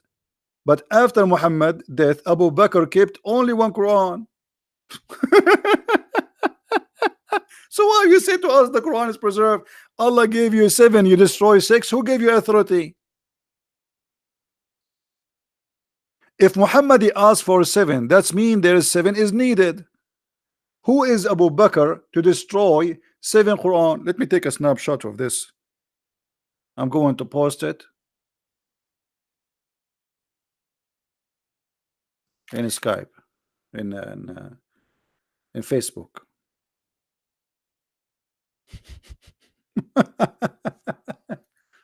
So you are looking after numbers and you have 6 books are gone and you have only 1 left. There's only 1 Quran. No, you just said Allah, he sent him 7 Quran. What do you mean there's only 1? And you know, what do you mean your prophet, he keep asking for more Quran? I mean, how stupid that. If your prophet says that my people are not capable of doing it, that's mean the 7th Quran is needed. Read it carefully. Muhammad, he says my people are not capable of doing it. That's why he keep asking for more Quran. My people, do you see it? Why they're not capable? Because they are stupid, supposedly, according to him. He knew what kind of people they will follow him. Yeah, he keep begging. Okay, guys, he keep bargaining and begging for it. Why? And why Allah agree? Is that a bazaar? Is your prophet buying hummus? This is the book of God. Allah, he sent you 7 books. Who are you to destroy them? And which one of them you like, you keep? Which one? This one you kept? Who make decision to destroy 6 and to keep one? Who is the one who gave you authority?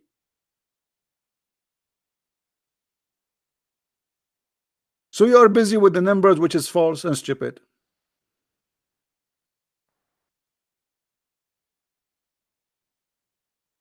If Muhammad, he says, my people are not capable of doing it, that's mean those books are needed.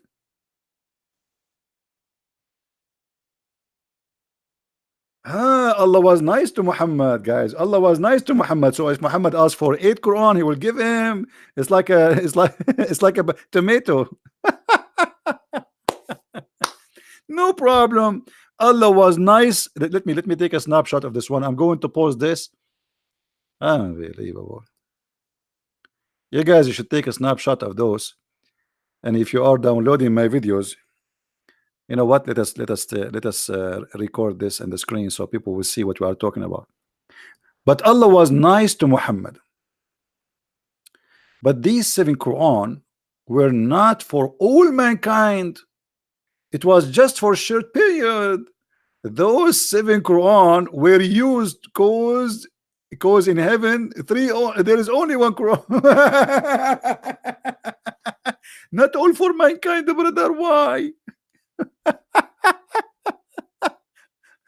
Muhammad says my people, which mean my followers. What do you mean not all mankind?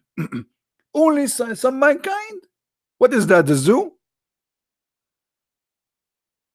Look how silly you are, going after a brother number 57, brother. We add number 2 and then we add number 3, and when we divide them in 1 to 7, brother, and then we come with the number of in the even and odd.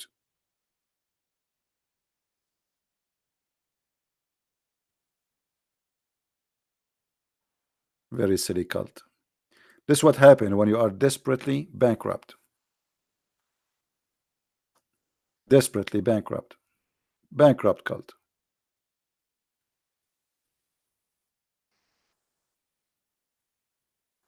And now we don't have them. And you admitted that Abu Bakr destroyed them all.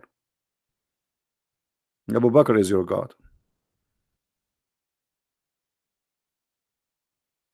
Zakir Naik, don't repeat, otherwise I will ban you. Come on, I saw it once, first time, second time.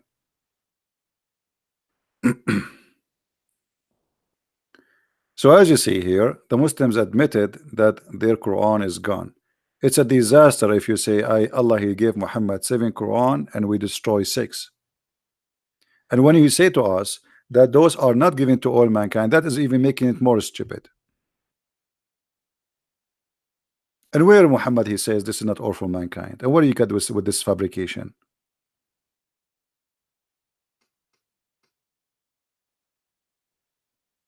Just to give an answer, just to throw an answer at us. As you see, he is saying, my people not capable of doing it. And Allah, he gave him other. And here, by the way, what kind of Allah he do not know that his people are not capable? Why Muhammad need to ask Allah for more and more? I mean, is that a bazaar in India? You say to him, now, come on, man, give me one more cucumber. It's not enough for my salad. My people cannot make salad with those cucumber. We need more. Give me one more. He gave him one more. Come on, man, give me one more. My people cannot make a salad with one cucumber. Give me 2 with one more. And then he give me more. Don't Allah knew that he needs 7? What about, okay, I give you 7. What is this? The angel come back and says, okay, Allah agreed to give you one more Quran. Oh, I ask Allah for burden because my people are not capable. What is this? I thought Allah is all knowledgeable.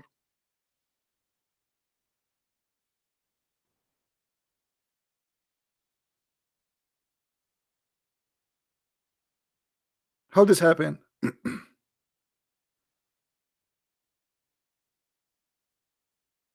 so big news about too much like noise, sorry, about the Quran is being preserved, but the Quran is stupid, and all the proof showing us that Muslims destroy their by own their hands their Quran according to them.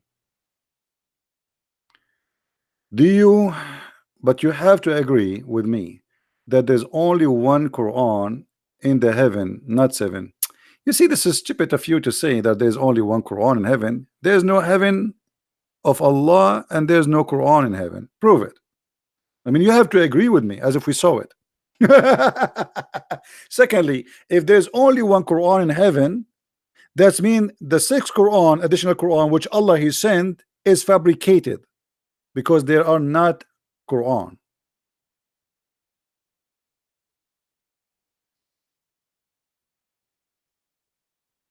Correct, guys?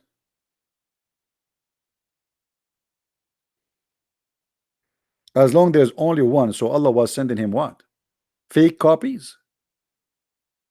Counterfeit? He was fooling Muhammad that he gave him additional Quran? There's only one Quran, brother, in heaven. You have to agree with me.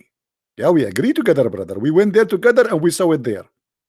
And by the way, the Quran in heaven, according to your prophet, Allah He put it between the eyebrows of the angel Israfil. Is that correct? True story, brother. And the frame of the tablet of Allah, which is very big, brother, is between the eyes of Israfil and decorated by rubies. Stupid cult. What do you mean what? Isn't it Allah He put his tablet between the eyes of Israfil? Which means Israfil, if he tried to read it, he will have a cross eyes. So Allah was giving Quran to Muhammad according to you, fake Quran, because the only true Quran is one. The rest is what? But Allah was changing, playing games. No, I will not show you. You speak Arabic, search for it. Type in Google right now. اللوح المحفوظ بين عيني إسرافيل. Let me teach you as you speak Arabic.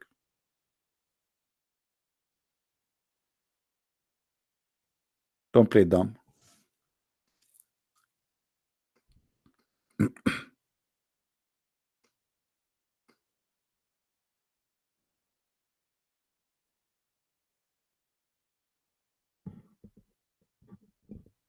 And by the way, what he just said, this is very important because it's proved to us that Muhammad is a false prophet. Because if he just admitted that the true Quran is the one written in the heaven, that means the additional 6 Quran was given to Muhammad are a counterfeit and they are fake. Which means Allah was lying to Muhammad. Muhammad keep asking for more Quran, and Allah gave him nothing. You believe it? What Allah gave him? Fake Quran. Muhammad asked for more Quran. Muhammad he received fake Quran because only there's only one Quran, brother. This is what Muslim Prince he said. What a stupid cult. But anyway, guys, I think we have enough for today. They are just made up by Allah. Guys, did you see this? I mean, is this guy taking hashish? He just said they are made up. Allah sent Muhammad 7 Quran made up. I need to frame this. I'm going to frame this and put it in my living room.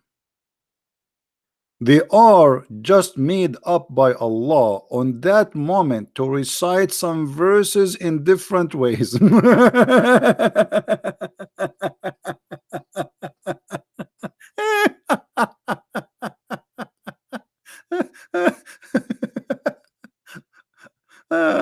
Oh boy, brother, the one Allah He made, are they odd or even, brother? Those are made up by Allah. Are they odd or even, brother?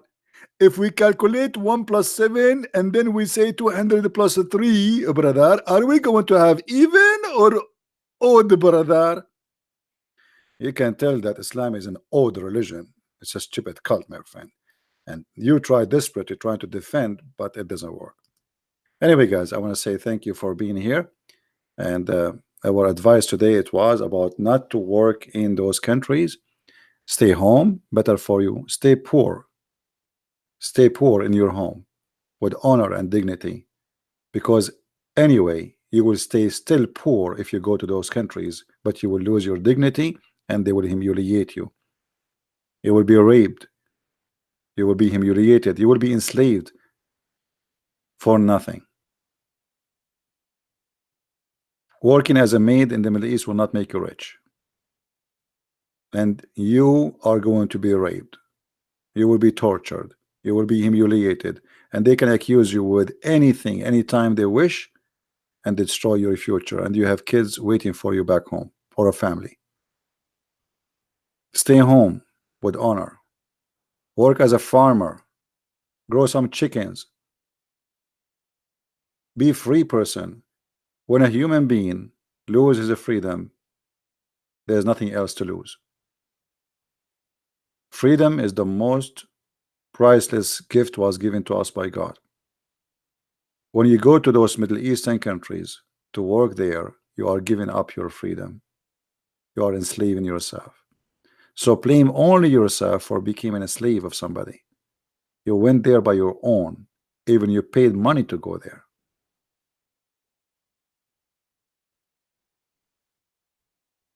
And I did my duty to share with you the truth, and the truth will set you free. So I want to say, guys, thank you very much for being here. May the Lord bless you. Feel free to download the video after we finish. We will not keep it for long, as you know. Thank you and take care. Bye-bye.